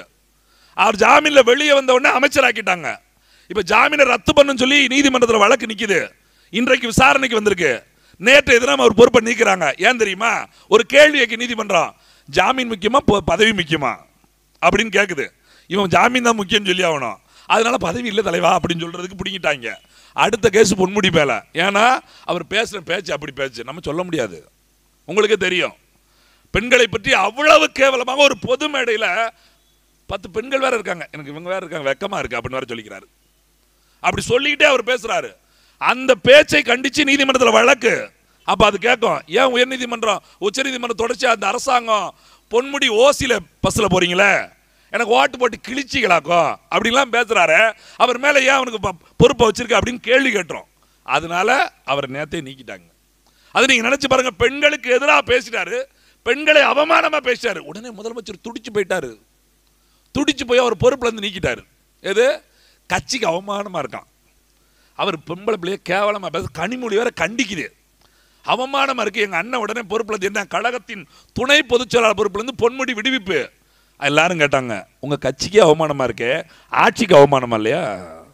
கட்சி பொறுப்புல இருந்து தூக்கணும், நீ அமைச்சர் பொறுப்புல இருந்து அவரை தூக்கி இருக்கணும்ல. பதிலே சொல்லல. இப்ப உச்ச நீதிமன்ற செருப்பு கழுத்தை அடிக்க தெரிஞ்சோன்னா நேரத்தை தூக்கிட்டாங்க. சரி, அதிமுகவோட கூட்டணி, அதிமுகவோட கூட்டணி வைத்து என்ன கேள்வி கேட்கிறது? இங்க இருக்கக்கூடிய தூத்துக்குடியில போராட்டம், ஸ்டெர்லைட்டை கண்டித்து போராட்டம், 22 உயிர்களை பலி கொடுத்தது அண்ணா திராவிட முன்னேற்ற கழக அரசு எடப்பாடி தலைமையில். எடப்பாடி கேட்கிறாங்க பத்திரிகையாளர், நான் பார்க்கல, டிவி பார்த்துக்கிட்டு தான் சுட்டுட்டேன்னு சொல்றாங்க. முதலமைச்சரிடம் அனுமதி பெறாம ஒரு துப்பாக்கி சுட்டுட்டாரு. ஒரு நபர் ஆணையத்தில் வச்சாங்க. எல்லாரும் மேல என்ன போட்டிருக்காங்க தெரியுமா? போலீஸ் அதிகாரி அத்தனை பேர் மேலும் நடவடிக்கை எடுக்கணும்னு சொல்லிட்டாங்க. முதலமைச்சர் வந்த ஸ்டாலின் நடவடிக்கை எடுத்துட்டாரு. இன்ஸ்பெக்டர் இருந்தவர் டிஎஸ்பி ஆக்கிட்டாரு, டிஎஸ்பி இருந்தவர் எஸ்பி ஆக்கிட்டாரு, எஸ்பி டிஐஜி ஆக்கிட்டாரு. நடவடிக்கை எதுக்கு? சூப்பரா சுட்டடா, உனக்கு சுடுறதுக்கு வாய்ப்பு கிடையாது, இப்பதான் கரெக்டா சுட்டுருக்க அப்படின்னு சொல்லி நடவடிக்கை. அந்த சுட்டு கொலை செய்வதை வேடிக்கை பார்த்த அதிமுகவோடு கூட்டணி வைத்து அதை ஆதரிக்க முடியுமா நாங்கள்? சரி, காங்கிரஸோடு கூட்டணி வைக்க முடியுமா? 1,75,000 மக்களை படுகொலை செய்த தமிழர்கள் என்று போர் தமிழர்களாக பிறந்ததற்காகவே படுகொலை செய்யப்பட்ட 1.5 லட்சத்துக்கு எதிராக மக்களுக்கு ஆதரவாக இருந்த நாம் தமிழர் அந்த படுகொலை செய்வதற்கு காரணமாக இருந்த காங்கிரஸோடு கூட்டணி வைக்க முடியுமா? பாரதிய ஜனதா கட்சியோடு நாம் தமிழர் கூட்டணி வைக்கலாமா? இந்த 3 கட்சி இருக்கு பாருங்க, ஏதோ ஒரு விதத்தில் கூட மன்னிச்சிடலாம். இந்த பிஜேபின்னு ஒரு கட்சி இருக்கு பாருங்க, மனித குலத்திற்கே எதிரான கட்சி. அரசியல்னு ஒன்று இருந்ததுன்னா அவன்கிட்ட இந்துன்னு ஒரு அரசியல் இல்லாமல் ஒன்றுமே இருக்காது. இப்போ கூட 2 நாளைக்கு முன்னாடி வட மாநிலத்தில் ஒரு படுகொலை நடந்தது பார்த்தீங்களா? குண்டு வெடிச்சிருச்சு. இப்போ பிரச்சனை என்ன? குண்டு வெடிச்சோன்னு என்ன சொல்லிட்டாங்க? சிந்து நதியிலேருந்து நாங்கள் பாகிஸ்தான் தண்ணி தர மாட்டோம், குண்டு வச்சு வெடிச்சவன் வந்து முஸ்லீம் தீவிரவாதி, அதனால இஸ்லாமியர்களுக்கு நாங்கள் தண்ணி தர மாட்டோம். இப்போ எங்களுக்கு என்ன கேள்வி வருது தெரியுமா? சர்ரா இஸ்லாம் தீவிரவாதி, நீங்கள் எல்லாத்தையும் கண்டுபிடிச்சிட்டீங்க, அவனை பிடிச்சி படத்தை பிடிச்சிட்டீங்க, பிடிக்க போறீங்க, பாகிஸ்தான் பிரதமர் கூட சுட்டுத்தல போறீங்க, எல்லாம் வச்சுக்கிறோம். என்ன நீங்கள் அப்படி தானே பண்ணுவீங்க? புல்வாமா தாக்குதல் நடத்தோன்னே இங்கேருந்து ஒருத்தன் புஷ்ஷுன்னு போவான், அங்கே போய் விழுவா, 2 பாகிஸ்தான் சுட்டாப்பாங்க, அவனை திருப்பி சாவடித்து கொண்டு வருவீங்க, அதை வச்சே நீங்கள் பாராளுமன்றத்தை ஜெயிச்சிருவீங்க. உங்கள் நாடகம் எங்களுக்கு தெரியும், அதை வச்சுக்கிறோம். ஆனால் என்னன்னா, கச்சத்தீவு தாரை வார்த்து கொடுக்கப்பட்ட போது தமிழ்நாட்டில் சொத்தாக இருந்த கச்சத்தீவு இலங்கைக்கு தாரை வார்த்து கொடுக்கப்பட்ட பிறகு கிட்டத்தட்ட 850க்கும் மேற்பட்ட மீனவர்கள் படுகொலை செய்யப்பட்டிருக்காங்க இலங்கை கடற்படையால. இந்த 15 வருஷம் ஆட்சி வந்திருக்கு பிஜேபி. கச்சத்தீவு அந்த தீர்மானத்தை ரத்து பண்ணிட்டு மறுபடியும் கச்சத்தீவை எடுக்கணுமா வேண்டாமா? ஏன்டா சிந்து அந்த இருக்கக்கூடிய அந்த ஒப்பந்தத்தை ரத்து பண்ணுவேன்னு சொல்ற இந்த அரசு என் பிள்ளையை சாகும்போது அதை சொல்லியிருக்கணுமா இல்லையா? இது வரைக்கும் வாய் திறக்கலையே. அவங்களோட நான் கூட்டணி வைக்க முடியுமா? அப்ப எங்க நோக்கம் வேற, எங்களோட கொள்கை வேற, எங்களோட லட்சியம் வேற, எங்களோட பாதை வேற. இங்க இருக்கக்கூடிய எந்த கட்சியோட லட்சிய கொள்கையோடு நாங்கள் சேர முடியாது, எங்களுக்கு பிடிக்கல அப்படிங்கிற கொள்கைக்காகத்தான் தனி பாதை தொடங்கியிருக்கோம். எங்களை வந்து கூட்டணிக்கு போ, கூட்டணிக்கு போ, கூட்டணிக்கு போ. ஒரே கேள்வி, எப்ப கூட்டணி வைப்பீங்க, எந்த கட்சியோட கூட்டணி வைப்பீங்க? எங்க அண்ணனே சொல்றாரு, ஐயோ நானே சொல்லலையா, நீங்க அந்த கேள்வி என்கிட்ட கேட்டுக்கிட்டே இருக்கீங்க. கூட்டணிக்குன்னு நாக்க தொகை போட்டு அலையிற கூட்டம் ஒரு கூட்டம் இருக்குது, அவனை போய் பாரு. தனித்து மக்களோடு தான் கூட்டணி கூட்டணி என்று பேசிக் கொண்டிருக்கிற நாம் தமிழர் கட்சியை மறுபடியும் கூட்டணிக்குள் அடைக்க வேண்டிய அவசியம் என்ன வருது? என்ன வருதுன்னா, எல்லா பேரும் அயோக்கியனா இருக்கும்போது நீ மட்டும் எப்படி யோக்கியனா இருக்கலாம்? அதனால ஒன்னையும் அயோக்கியனாக்கணும். இப்போ மக்களுக்கு ஓட்டுக்கு நம்பி வைரமுத்து கூட சொன்னால துட்டு வந்து மக்கள் வாங்கிடுறாங்க, அதெல்லாம் ஒன்றும் கிடையாது. அப்படிலாம் போய் சொல்லக்கூடாது தம்பி. மக்கள் பாவம், அவங்க என்ன பண்ணுவாங்க? அப்போ இவர் என்ன முடிவு பண்ணுறாரு? ஓட்டு வாங்கி பஞ்சாயத்து தலைவர் ஆகணும், ஓட்டு வாங்கி ஒன்றிய கவுன்சில் ஆகணும், ஓட்டு வாங்கி யூனியன் ஒன்றிய கவுன்சிலாக என்ன ஆகணும்? யூனியன் பெருந்தலைவர் ஆகணும். அப்படி அங்கே போய் எம்எல்ஏ ஆகணும், எம்பி ஆகணும், இவங்கெல்லாம் ஆகணும். ஆனவங்கள மக்கள் திருப்பி கேட்கக்கூடாது. என்னையா சொல்லி ஓட்டு கேட்டேன்? நான் மேலே வரவனத்தில் ரோட்டை சரியாக போட்டுறேன்னு சொல்லி ஓட்டு கேட்டேன். ஏன் போடலன்னு சட்டையை பிடிச்சி கேட்டுறக்கூடாது. அதுக்கு தான் நான் பாலத்தை அப்புறம் போட்டு தரேன், ரோட்டை அப்புறம் போட்டு தரேன், இந்த 200 அப்படி நீ ஓட்டை போடு. இவன் திருப்பி போய் கேட்பான், ஏங்க ரோட்டை போடலை? 200 வாங்கிட்டு போட்டு ஓட்டு போட்ட மேலே வரணுக்காரங்க தானே, இந்த வடக்கு தருத்துக்காரங்க தானே, கோட்டை வாங்கிட்டு ஓட்டு போட்ட புத்தூர்காரங்க தானே, போயிட்டு வாங்கன்ற. என்ன இப்போ என்ன ஆகும்? நமக்கு தலை தொங்கிடும். கேவலமாக கேட்குறான் அந்த ஆள். இவன்ட்ட ஏன் தான் 200 வாங்கணும்னு தெரில. இந்த ஒத்த கோட்டச்சி கரும முடிச்ச கோட்டரை அவன்கிட்ட போய் வாங்கிட்டு சோத்துக்கு செத்த வேம இந்த பிரியாணி தின்னுட்டு மானங்கட்ட கேள்வி கேட்குறான். எப்படி தெரியுமா? அடிக்கிற கொள்ளையில் நமக்கு பங்கு 200 அவன் அடிக்கிறது 200 கோடி. எது? எம்எல்ஏ அடிக்கிறது 200 கோடி. இங்கே இருக்க யூனியன் பெருந்தலைவர் அடிக்கிறது 50 கோடி. பஞ்சாயத்து தலைவர் 5 கோடி அடிக்கிறாங்க. அவன் 500 ரூபா 200 ரூபா 300 ரூபா கொடுத்துட்டு அந்த கொள்ளையில் நமக்கு பங்கு கொடுக்குறான். ஏன்? அவன் அயோக்கியனாக இருக்கிற போது வாக்கு செலுத்துகிற நீங்கள் யோக்கியனா இருந்துடக்கூடாது, நீங்களும் அயோக்கியன் ஆகணும். அப்படிங்கிறது தான் தனித்தனியா தனித்தனி. அப்போ இங்கே இருக்கக்கூடிய அரசியல் அயோக்கியத்தனமாக முதல்ல மாற்றிட்டு அதான் பேச எல்லாரும். கல்வி வியாபாரம், மருத்துவம் வியாபாரம், இங்கே இருக்கக்கூடிய எதுவெல்லாம் மக்களுக்கு இன்றியமையாது, எது அத்தியாவசியம் என்று சொல்லப்படுதோ அத்தனை வியாபாரம் ஆகி போச்சு. அதை வியாபாரமாக எல்லாத்துக்கும் அரசியல் பண்ணதுக்கு அப்புறம் எப்படி இலவசம் ஒன்று இந்த ஒரு வார்த்தையை கொண்டு வந்து நிப்பாட்டுறான். இந்த ஓசி பஸ்ன்னு சொன்னாங்களே என் பாப்பா, மனசாட்சி உள்ள திமுக காரங்க உங்க நெஞ்சில கை வச்சு சொல்லுங்க. இந்த ஆண்டு 12வது தேர்வு நடந்ததில்ல, தேர்வு நடக்கிற போது ஒரு காணொலி பார்த்தீங்கல்ல, இந்த காணொலியில இலவச பஸ், நீங்க சொல்ற ஓசி பஸ் பெண்களுக்கு மட்டும், மகளிருக்கு மட்டும், அது ஆரஞ்சு கலர் லிப்ஸ்டிக் பஸ் வேற, அப்படியே முன்னாடி மட்டும் பெயிண்ட் அடிச்சு அதை கண்டுபிடிக்காங்களாம். அந்த ஓசி பஸ் அந்த பாப்பா, ஒரு பாப்பா 12வது தேர்வு எழுதுக்காக நிப்பாட்டுது. டிரைவருக்கு கண்டக்டருக்கு இப்பெல்லாம் பொம்பளை பார்த்தாலும் கட்டு கட்டு கட்டு கட்டுன்னு எரியுது. முன்னாடி பெண்கள் வந்தாலும் வாங்க வாங்க முன்னாடி உட்காருங்க, முன்னாடி உட்காருங்க. ஏமா பொம்பளை முன்னாடி வாங்கம்மா, அந்த வடிவேல் ஒரு படத்தில், ஏமா நீ கொஞ்சம் முன்னாடி போமா, வண்டி வேகமாக போட்டோம் அப்படிம்பால. அது மாதிரி பொம்பளைனா முன்னாடி விட்டாங்க. இப்போ எந்த பொம்பளை ஏறி முன்னாடி போகிறதில்ல. ஏன்னா டிரைவரும் திடுக்கிட்டுன்னு இருக்கான், கண்டக்டரும் கிடுக்கிடுன்னு. ஓசி எல்லாம் ஓசி டிக்கெட்டு என்னமோ அவன் சம்பளத்தை கை வைக்கிற மாதிரி அவங்களுக்கு. ஏன்னா அவங்களோட பணம் 4000 கோடி பிடிச்சி அரசாங்கம் வச்சிருக்கு. அந்த பணத்தை திருப்பி கொடுக்க மாட்டுக்கு, ஓசியில் டிக்கெட் கொடுக்க சொல்லுது. அவனுக்கு வயிற்றுச்சலா இருக்கு. அப்ப டிரைவர் கண்டக்டர்லாம் எங்க நிப்பாட்டினாலும் பேருந்து நிலையத்தில் நிப்பாட்டினா மட்டும்தான் பெண்களை ஏத்துறாங்க. நீங்க நம்பிக்கையில நாளைக்கு பாருங்களேன், நீங்க 2 ஊருக்கு நடுவில் நிப்பாட்டுக்கு ஆம்பளை நிப்பாட்டுவாங்க டிரைவர், பொம்பளை 2 நிப்பாட்டத்திலுங்க நிப்பாட்ட மாட்டாங்க. ஏன்னா இது டிக்கெட்டு, அது வாட்சி. அதில் தனியார் பந்தம் அப்படி கிடையாது, எது எல்லா இடத்துல ஏன்னா அவங்களுக்கு படிக்காசு, இவன் சம்பளம் வந்துருதுல, அது வேற. அப்ப யோசிச்சு பாருங்க. அப்படி அந்த குழந்தை 12வது தேர்வு எழுத நிற்கிங்க, வண்டியை நிப்பாட்டாம போயிட்டான். அந்த பிள்ளை பின்னாடியே ஓடுது. நீங்க நினைச்சு பாருங்களேன், தவறி விழுந்துருச்சு, தவறி ஓடும்போது தவறி விழுந்துருச்சு, காயமடைஞ்சு மருத்துவமனைக்கு போக சூழல். இந்த தேர்வு எழுத முடியல. 1 வருஷத்தை இந்த அரசாங்கம் திருப்பி கொடுக்குமா? அந்த ஓட்டுநரோ நடத்துனரோ இந்த துறையினோட அமைச்சரோ அவர்கள் அந்த ஓட்டுநரும் நடத்துனரும் இப்படி நடக்கிற அளவுக்கு அவர்கள் மனதை பாதிக்க வைத்தது அந்த துறை. அந்த துறையோட அமைச்சர் சிவசங்கர் ஏற்றுக்கொள்வாரா? இந்த துறை, இந்த மாநிலத்தின் முதலமைச்சராக இருக்கிற ஸ்டாலின் அதை சரி செய்து கொடுக்க முடியுமா? உதயநிதியோட பையன் வராங்க, உதயநிதியோட பையன் துணை முதல்வர் ஆகக்கூடிய உதயநிதி அவரோட பையன் வரார், 5 காரில் கூப்பிட்டு வராங்க, 50 காவல்துறை சல்யூட் அடிக்குது. அவன் கட்சிக்காரன் நிற்கிறான். அவனுக்கு இந்த பொண்ணுக்கு என்ன வித்தியாசம்? அதுவும் பிள்ளை இதுவும் பிள்ளை தானே, அது ஆம்பளை இது பொம்பளை அவ்வளோதானே. முதலமைச்சர் பிள்ளை, முதலமைச்சர் பேரங்கிறதுக்கு அவனுக்கு ஒரு சலுகை. இங்கே சாதாரண குடிமக்கள் வாக்கு செலுத்தி வரி செலுத்துகிற மக்களின் பிள்ளை என்பதற்காக ஒரு பாகுபாடா? யோசித்து பாருங்க. இந்த இலவசம் யாரு கேட்டது? கேட்டாங்களா மக்கள்? அப்ப என்ன தெரியுமா, தேர்தல் நேரத்தில் என்ன தப்பு பண்ணியிருந்தா 5 வருஷம் என்ன தப்பு பண்ணிருந்தாலும் மக்கள் மறந்துடுவாங்க. அப்படியே என்ன சொல்ல இந்த விட்ட யோசிச்சுட்டு இருக்காங்க. இப்போ 1000 ரூபா கொடுத்தோம்.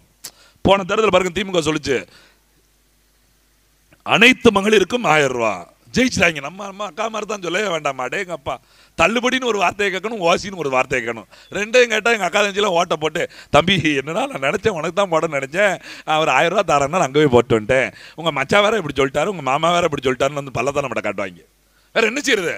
1000 ரூபா வச்சு அடுத்து போய் மனு போட்டா அவன் சொல்கிறான் தகுதியுள்ள பெண்களுக்கு 1000 ரூபா. என்னடா தகுதி? அதுதான் ஓட்டு போடுதுன்னு ஒரு தகுதி வச்சுருந்தல. நாங்கள் தகுதி அடிப்போம். என்ன தகுதி? முதல்ல திமுக உறுப்பினருங்கிற தகுதி. அந்த சீட்டை காட்டினாதான் என் நம்பி ராமதாஸ் பாவம். என்ன உனக்கு இன்னைக்கு என்னதுப்பா? சந்திராஷ்டமம். சந்தாசிரமம் போன இடத்துல நம்ம இருக்கிற இடத்துல தெரியாமல் இருக்கணும் புருஷா அப்படின்னு சொன்ன அந்த அம்மா கடைசி பொண்டாட்டே வாங்கி கொடுக்குற அளவு மாட்டிக்கிட்டாங்க இன்னைக்கு. நினச்சி பாருங்களேன்.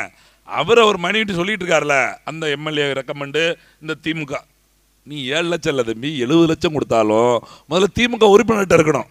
அப்போ தான் எலிஜிபிள் வேலைக்கு. பாத்திரம் கழுவுற வேலையாக இருக்கலாம், இல்லை பட்டுப்புடவை கிழிக்கிற வேலையாக இருக்கலாம், என்ன அரசு வேலையாக இருந்தாலும் எலிஜிபிள் என்னது முதல்ல திமுக உறுப்பினர்கிட்ட இருக்கணும். இப்போ நீங்கள் ஒன்றும் நினச்சக்கூடாது, அப்போ அதையும் அட்டையை வாங்கி வச்சுக்கிறோம். அப்போ அவனுக்கு தெரியும் எவன் நாம் தமிழர், எவன் திமுக, எவன் எங்களை மாதிரி ஆளு கூட நம்ம பூத்துக்கு 500 அடி தள்ளி நிற்கிற கூட்டம் இல்லை, அது பூத்துக்குள்ளே இருக்க கூட்டம். எவனுக்கு ஓட்டு போட்டான், மேலாக்கு பார்த்து போட்டாங்களா கீழாக்கு பார்த்து போட்டாங்களா, அப்போ இவன் நமக்கு போட்டல அப்படிங்கிற அளவுக்கு கண்டுபிடிப்பாங்க. அப்போ அந்த செய்யக்கூடிய அரசு தகுதியோட எலிஜிபிள், என்ன தகுதியோட அந்த வேலையை கொடுக்கணும்னு நினைக்கிறோமோ அதை கூட அந்த தகுதியோட கொடுக்க முடியாத அரசாக தான் இன்னைக்கு நின்றுட்டு இருக்கிறாங்க. அப்போ தேர்தல் நேரத்தில் ஒரு இலவச தொத்திக்கு போடுவோம், 1000 2000 மாற்றுவோமா, இல்லை வேற ஏதாவது பண்ணி விடுவோமா, இந்த இப்போ வேற 100 நாள் வேலையை இப்போ நிப்பாட்டி வைக்க போகிறாங்க. எதுக்குன்னு சொல்லுங்க, எதுக்கு? ஒரு 6 மாதம் நிப்பாட்டு நம்ம மக்கள் ஏங்குவாங்க, வேலை தருவீங்களா வேலை தருவீங்களா, இந்த முறை ஆட்சிக்கு வந்தால் நாங்கள் மறுபடியும் வேலை தருவோம். ஒரு அடே அப்பா ஸ்டாலின் வந்தால் தான் வேலை தருவாராம், ஸ்டாலின் வந்தால் தான் வேலை தருவான், முடிஞ்சில்ல. அவன் அங்கேருந்து அங்கே சொல்லுவான் இது மத்திய அரசு வேலை, இது மத்திய அரசு வேலை அப்படின்னு அவன் பழப்பிக்கிட்டு இருப்பான். இவன் நாங்கள் தான் இவங்க 2 பேரும் இந்த கூட்டு பெரிய கலவாணி சின்ன கலவாணி சொல்லுவாங்களே, ரெண்டுமே வரி பணம் தான். மத்திய அரசு கொடுப்பதும் மக்களோட வரி பணம் தான், மாநில அரசு கொடுப்பதும் மக்களோட வரி பணம் தான். ஆனால் 2 பேரும் யார் செய்வது மக்களுக்கு நல்லது செய்யறத போட்டி இல்லை, மக்களுக்கு எது கிடைக்காம பண்ணணுமோ அதெல்லாம் பண்ணுறது. தேர்தல் நேரத்தில் ஓசியை பற்றி கிளப்பிட்டு அப்போ நாம் தமிழர் அதை விரும்பவே இல்லைங்க. இலவசம் என்கிற வார்த்தையை வெறுக்கிறோம். ஓட்டு போட்ட மக்களுக்கு குடிநீரும் கல்வியும் மருத்துவத்தை கட்டாயம் ஓய்வாக கொடுத்தே ஆகணும். அவங்களுக்கு கொடுக்கறது அவங்களோட உரிமை, இலவசமாக கொடுக்க வேண்டியது அவங்களோட உரிமை. அந்த 3ஐயும் கட்டாயப்படுத்தி கொடுப்பதற்கு என்ன வேலை, அதுதான் நாம் தமிழ் சொல்லுது. நம்பி ஒருத்தர் பேசினால அரசு பள்ளியில் சரியான கல்வி இருக்குதா? அரசு ஊழியராக வேலை பார்க்கக்கூடிய யாராவது பிள்ளைங்க, அரசு ஆசிரியராக வேலை பார்க்குற பிள்ளை அரசு பள்ளியில் படிக்க கிடையாது, படிக்கிறதுல. 2 நாளைக்கு முன்னாடி ஒரு அரசு ஆசிரியர் நண்பன் புதுக்கோட்டையில் வேலை செய்கிற, அப்படி தொலைபேசியில் பேசிகிட்டு இருக்கும்போது ஏன்னா ஒரே ஏன்டா உங்கள் ஊழியிலே உங்களை படிக்க மாட்டீங்க, ஏன்டா அப்படி பண்ணிக்கிட்டு இருக்கீங்க, ஒழுங்காகவே சொல்லித்தரதில்லடா அப்படின்னு கேட்டால் அவன் சொல்கிறாரு, மச்சான் நீ வேற ஒரு ஆப்பாடா, பிள்ளைகளுக்கு வாத்தியார் தான் ஒரே ஆப்பு. எப்படி பிள்ளைகளுக்குனாலும் வாத்தியாருங்கிற ஒரே ஆப்பு, வாத்தியாருக்கு 12 ஆப்பு. என்னடா 12 ஆப்புன்னு செல்ஃபோன் ஒன்று கொடுத்துருக்காங்க. முதல்ல கவனிக்கணுமா, பிள்ளைங்க சரியாக வந்துச்சானா அதில் தான் பதிவேற்றம் பண்ணணும், இல்லத்தடி கல்வி அதில் தான் பதிவேற்றம் பண்ணணும். இந்த இப்போ போதைப் பொருள் ஒழிப்புன்னு முதலமைச்சர் கிடுக்கிட்டு உறுதிமொழி எடுத்தார்ல, அந்த ஆப்பில் பதிவேற்றம் பண்ணணும். இப்படியே எல்லா ஆப்பு பண்ணி கிட்டத்தட்ட ஆசிரியர் ஆப்புன்னு சொல்லி 12 ஆப்பு. அந்த 12 ஆப்பையும் நினைச்சிட்டு பார்க்கும்போது 4 மணி ஆகி போய் ஆப்பாகி போய் வீட்டுக்கு போயிடுறாங்க. என்னடா படம் நடத்துறது? அவனே கேட்குறான், உண்மையில மச்சான் ஒன்றுமே பண்ண முடியல. அதுலேயும் பாவம் செல்போன் பயன்படுத்த தெரியாத பெண்கள் ஆசிரியர்லாம் ரொம்ப நிலைமை கேவலம். அவங்க பண்ணுற இது சொந்த ஃபோனில் தான் பண்ணணும். பாதி ஃபோன் எல்லாருக்கும் நம்மளால தான் 2 ஃபோட்டோ எடுக்க முடியாத அளவுக்கு மெமரி ஃபுல்லாக வேற வச்சுருப்போம். 12 ஆப்பே வச்சா புது ஆண்ட்ராய்டு ஃபோன் வாங்க வேண்டியிருக்கு, அதுக்கு இஎம்ஐ கட்ட வேண்டியிருக்கு. நினச்சி பாருங்க. அப்போ கல்வியோட நிலை இவ்வளோ தூரம் தரம் வாய்ந்ததாக தரமற்றதாக மாறுவதற்கு காரணம் என்ன? அன்பில் மகேஷ் பொய்யாமொழி இருக்கார்ல, தமிழ்நாட்டோட பள்ளிக்கல்வித்துறை அமைச்சர் அன்பில் மகேஷ் பொய்யாமொழி. அவர் யாரு? முதல்ல அவருக்கு என்ன தகுதி? பள்ளிக்கல்வித்துறையோட அமைச்சராவதற்கு என்ன தகுதி? இதுக்கு முன்னாடி வாத்தியார் வேலை பார்த்தாரா? இல்லை வாத்தியார் வேலையில் பள்ளி குழந்தைகளுக்கு கல்வியை பற்றி ஏதாவது பேசியிருக்காரா? கிடையாது. அவருக்கு ஒரே தகுதி, ஸ்டாலினோட பையன் உதயநிதியோட ரசிகர் மன்ற தலைவராக இருந்தார். அவருக்கு ஒரு எம்எல்ஏ சீட்டை கொடுத்தாங்க, அவரை தூக்கி துணை பள்ளிக்கல்வித்துறை அமைச்சராக உட்கார வச்சிட்டாங்க. யோசித்து பாருங்க. இன்னைக்கு வரைக்கும் எத்தனை பள்ளிக்கூடத்தில் கட்டடம் இடிஞ்சு விழுது தெரியுமா? பழைய கட்டடம் இல்லை, புதிதாக கட்டப்பட்ட கட்டிடங்கள். கிருஷ்ணகிரியில் கட்டி 3 மாசம் தான், ஃபேனுக்கு பக்கத்தில் இருக்கிற மேற்கூரை போட்டப்பட்டன்னு விழுந்துருச்சு. நல்ல வேலை பிள்ளைங்கெல்லாம் கிரைனில் நம்ம ப்ரேயரில் போய் நிற்கிறாங்க 9 மணிக்கு. இன்னொரு 20 நிமிஷம் கழிச்சு விழுந்திருந்தா அந்த குழந்தைகளோட நிலைமை நினைச்சு பாருங்க. இன்றைக்கும் பழுது நீக்கப்படாத பள்ளி கட்டடங்கள் எத்தனை இருக்குது? இந்த அரசாங்கம் ஏதாவது அறிவிப்பு கொடுக்குமா, வெள்ளையறிக்கை கொடுக்குமா? எத்தனை நிதி ஒதுக்குறீங்க? எவ்வளவு காசு?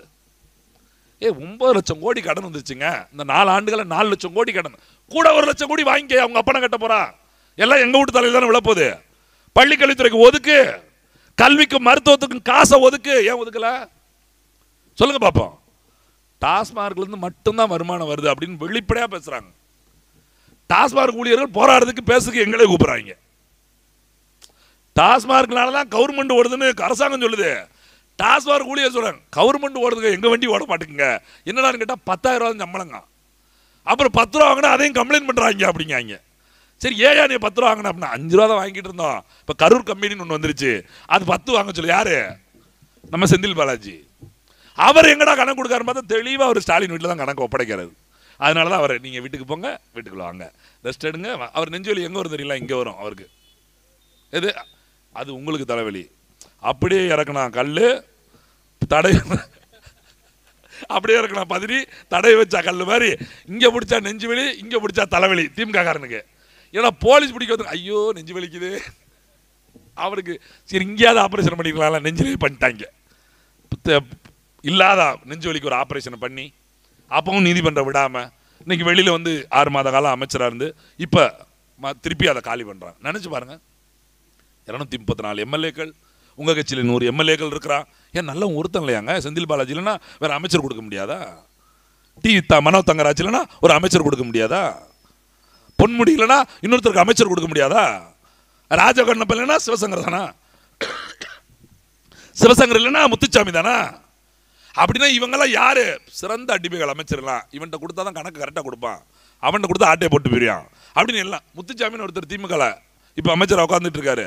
அவர்கிட்ட தான் வீட்டு இந்த இது மின்ன ஆயுத டாஸ்மார்க் மறுபடியும் போயிருக்கு, ஈரோட்டில் இருக்கவர். அவர் எப்படி தெரியல, இதுக்கு அதிமுக இருக்கும்போது சுடுகாட்டிலே ஊழல் பண்ணவர். வரிசை அவங்க உட்காந்துருக்க அமைச்சர் லிஸ்ட்லாம் எடுத்து பாருங்க. அப்ப அரசாங்கம் இந்த மக்களுக்காக என்ன நிர்வாகத்தை சரியா செய்யுது? இதுல வேற பெருமைக்கு பீத்தர் மாவு அரைஞ்ச மாதிரி என்ன அப்பான்னு கூப்பிடுங்களேன், பிச்சை எடுங்களேன், வந்து பிச்சை எடுங்க அப்பான்னு ஒரு ஆப்பு வேற வச்சிருக்காங்களா? அதுவும் வாத்தியார் தான் மெயின்டைன் பண்றாங்களா? எப்படி யோசிச்சு பாருங்க. அப்பான்னு கூப்பிடுங்க. எதுக்குறான்னா எம்ஜிஆர் ஜெயலலிதா அம்மான்னு சொல்லாங்க, அவங்கள எப்படி சொல்லாங்க, நம்மளே அப்பான்னு கூப்பிடு. அப்போ கலைஞர் தாத்தா எங்களுக்கு, அப்போ நீ சொத்து தருவா, எனக்கு பங்கு தருவியா, இல்லை கேஸ் போடவான்னு பார்ப்போமா? எத்தனை பேருக்கு பங்கு? உங்கள் வீட்டு ஆளுகளை கணக்கெடுக்கவே முடியாது. இப்போ நம்ம இருக்க பாருங்க, நாம் தமிழர் ஒரு 100 பேர் உட்காந்து கல்யாண மண்டபத்தில் கருணாநிதி குடும்பத்தை மட்டும் ஏற்றுனீங்கன்னா போட்டாக்காரன் 4 தெரு தள்ளி தான் நிற்க முடியும். ஏன்னா மண்டபம் முழுக்க இருக்கிறது அவன் குடும்பமாக தான் இருக்கும். ஏன்னா வச்சது பெத்தது போனது வந்தது பண்ணது பிடிச்சி எல்லாம் பெற்றுக்கித்து அவன் குடும்பம் இப்படி நிற்கி. சன் டிவியில் தொடங்க இன்றைக்கி 17 டிவி வச்சுருக்கானா நம்புவீங்களா? இவங்க ரொம்ப பேசுவாங்க. சீமான் வந்து என்ன உசு காரில் போகிறாராம்ல, இசுசு காரில் போகிறாரு. அதை சொல்லக்கூட முதலில் தெரியாது. இந்த இசுசு காரில் எப்படி சீமான் போகிறார்? ஒரு டிவி வச்சப்பே 17 டிவி வச்சுருக்கேன் எப்பன்னு கேட்டியா? இல்லை எப்படின்னு கேட்டியா? கலாநிதி மாறன் ஒருத்தர் எப்படி உருவானன்னு கேட்டியா? செல்வின்னு ஒரு பொண்ணு, கருணாநிதிக்கு பிறந்த பொண்ணு, பெங்களூரில் என்ன பண்ணுதுன்னு கேட்டியா? உதயநிதி ஸ்டாலினோட சொத்து மதிப்பு என்னன்னு கேட்டியா? ஏன்னா ஒரு உசு கார் வச்சிருக்க தப்பாடா? அப்போ என்ன சொல்கிறாங்க தெரியுமா? இல்லை நீங்கள் எதுவுமே இல்லாதன்னு சொன்னீங்க. அப்போ எப்படி வரணும்? நடந்தே வரணும். எப்படி சென்னையிலேருந்து புத்தூரில் கூட்டம் போட சீபானு கூட்டு வரணும். நாங்கள் 15 நாளைக்கு முன்னாடியே பாத யாத்திரை கிளம்பணும். எங்களையும் பாருங்கள், எங்கள் நொண்டியும் பாருங்கன்னு நாங்கள் கிளம்புவா. நாங்கள் இப்படியே வந்துக்கிட்டு இருக்கேன், நீங்கள் சுருன்னு போய்கிட்டு இதில் ரோடு போடுது. ஏன்டா நாங்களே நடந்து வரோம், என்ன மசருக்கு ரோடு போடுதுன்னு கேட்பேன்ல. பிறகு 4 வழிச்சாலை 8, அதுதானே கேட்காங்க எங்கள் அண்ணன். ஏன்னா என்னையே பிச்சைக்கார பைய மாதிரி போக சொல்றீங்களடா. 8 வழிச்சாலை எதுக்கு? பரந்தூர் விமான நிலையம் எதுக்கு? 4 வழிச்சு செருப்பகத்தை அடிக்கிறாரா இல்லையா? 1 லட்சம் ரூபாய்க்கு வாடகை வீடு கொடுத்துருக்காரு. என்னடா வாடகை தானே விடுத்த வீட்டே களவாண்ட மாதிரி பேசுற? வீட்டை களவாண்டாரா? எங்க சீமான் சொத்து சேர்த்துட்டாருங்க. ஆமாங்க சேர்த்துட்டாருங்க, நேற்று அறிவிச்சிட்டாங்க. என்னடா சீமான் வேற கேட்காரு, சொத்து பத்திரத்தை காட்டுறா, சொத்து சேர்த்தா சொத்து பத்திரத்தை காட்டுறா, சொத்து பத்திரத்தை காட்டுறா அப்படின்னு சீமான் கேட்டுக்கிட்டே இருக்காரு. இப்போ நேற்று ஒரு ஆதாரம் கிடைச்சிருச்சு. திமுக காரங்களுக்கு கொண்டாட்டம் ஆகி போச்சு. சீமான் கடலூரில் இடம் வாங்கி போட்டிருக்காருங்க. இங்கெல்லாம் விட்டுட்டு அவர் ஏன் கடலூர்னா இப்போத்தான் தெரியுது. போன தேர்தலில் கடலூர் நிற்கிற மாதிரி நின்று அங்கே ஒரு இடத்த பார்த்து இதெல்லாம் நல்லா இருக்குன்னு பார்த்து இப்போ பத்திரம் பதிச்சுட்டாரு. இந்த பதிய போன இடத்துல இந்த பத்திர ஆஃபீஸர்லாம் போட்டோ எடுத்து வெளியே போட்டாங்க. இல்லைன்னு சீமான் ரகசியமாக தான் போயிருக்காரு. இவங்க போட்டோ எடுத்து போட்டு சீமான் வந்து பத்திரப்பதிவுக்கு வந்து வெளியே தெரிஞ்சிருச்சு. இப்போ திமுக காரங்கெல்லாம் ஃபேஸ்புக்கில் மூஞ்சி காட்ட முடியல. நான்லாம் வெளியே ஒடியாந்துக்கிட்டே இருக்கேன். என்னடான்னு பார்த்தா எங்கே பார்த்தாலும் சீமா இடம் வாங்கிட்டார். சீமா என்னடா சீமா இடம் வாங்கிட்டாருன்னு பார்த்தா ஆமாம் வாங்கியிருக்காரு. எங்கே வாங்கியிருக்காரு? கடலூர் மாவட்டத்தில் பரங்கிப்பேட்டைன்னு ஒரு பகுதி இருக்குது. இந்த பரங்கிப்பேட்டைன்னு ஒரு பகுதி ஒரு சுடுகாடு ஒன்று வச்சுருக்காங்க. ஏதோ ஒரு சமாதி. அந்த சமாதியை சுற்றி கொஞ்சம் இடத்த சீமான் வாங்கி. ஏன்னா சுடுகாட்டு பக்கம் எதுக்கே சீமான் வாங்கினாரு? சுடுகாட்டு பக்கத்தில் எதுக்கே சீமான் இடம் வாங்கினார்? ஸ்டாலின் வாங்கியிருக்காரு. நல்ல பொட்டக்காடாக பார்த்து வாங்கியிருக்காரு. எங்கள் அண்ணன் தங்கப்பாண்டினே வாங்கியிருக்காரு. எங்கே வாங்கியிருக்காரு? ரெட்டக்கம்மா இருக்குல்ல, ரெட்டக்கம்மாய்க்கு முன்னாடி பாருங்கள், அந்த லெஃப்ட் சைடில் இங்கேருந்து போகும்போது லெஃப்ட் சைடில் பாருங்கள், வீடு கட்டாமல் இருக்கும் ஆனால் ரோடு இருக்கும். வீடு கட்டாமல் இருக்கும் ஆனால் இது வாராங்கல் இருக்கும். வீடு கட்டாமல் இருக்கும், விளக்குக்கு லைன்லாம் போய் நிற்கும். ஏன்? அண்ணாச்சி போட்ட பிளாட்டு எல்லாம் ரெடி ஆச்சு. அப்படி எல்லாரும் நல்ல நல்ல இடத்துல வாங்கி போடுறாங்க. சீமாதிக்கா சுடுகாட்டில் வாங்கி போட்டாருன்னா, நாம் தமிழர் கட்சின்னு ஒரு கட்சி தொடங்குறதுக்கு ஒரு வரலாறு இருக்கு பாருங்க. அதே போல என் தம்பி புத்தூரோட பொறுப்பாளர் சொல்லிட்டு போனார் பாருங்க, திமுகன்னு ஒரு கட்சி தொடங்குவதற்கு ஒரு வரலாறு.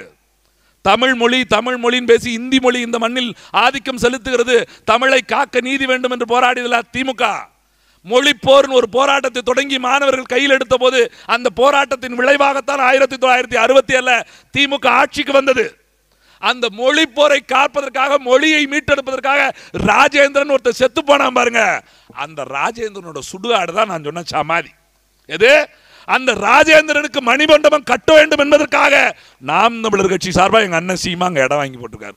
திமுக ஒருத்தன் சொல்லு விராலிமலை சண்முகத்துக்கு எங்க தாலியில் இடம் வாங்கி போட்டிருக்காரு.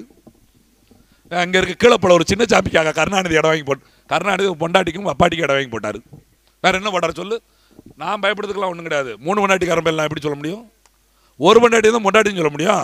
ஊருக்குள்ள பேசாத பேச்சா நான் பேசுறேன், மைக்கு நான் பொய்யா சொல்ல முடியும்? ஒரு பொண்டாட்டினா தான் பொண்டாட்டின்னு சொல்ல முடியும். உங்களை மாதிரி இணை துணை அப்படிலாம் ஏமாற்ற முடியாது. இப்படி வந்தா துணை, அப்படி போனா இணை. நான் கேட்குறேன், உங்க வீட்டு பொம்பளை அப்படி வச்சிருந்தாங்கன்னா உன்னைய துணையா, அங்கிட்டு இணையா, இங்கிட்டு நினையா, நீ சொல்லுவியா அப்படி?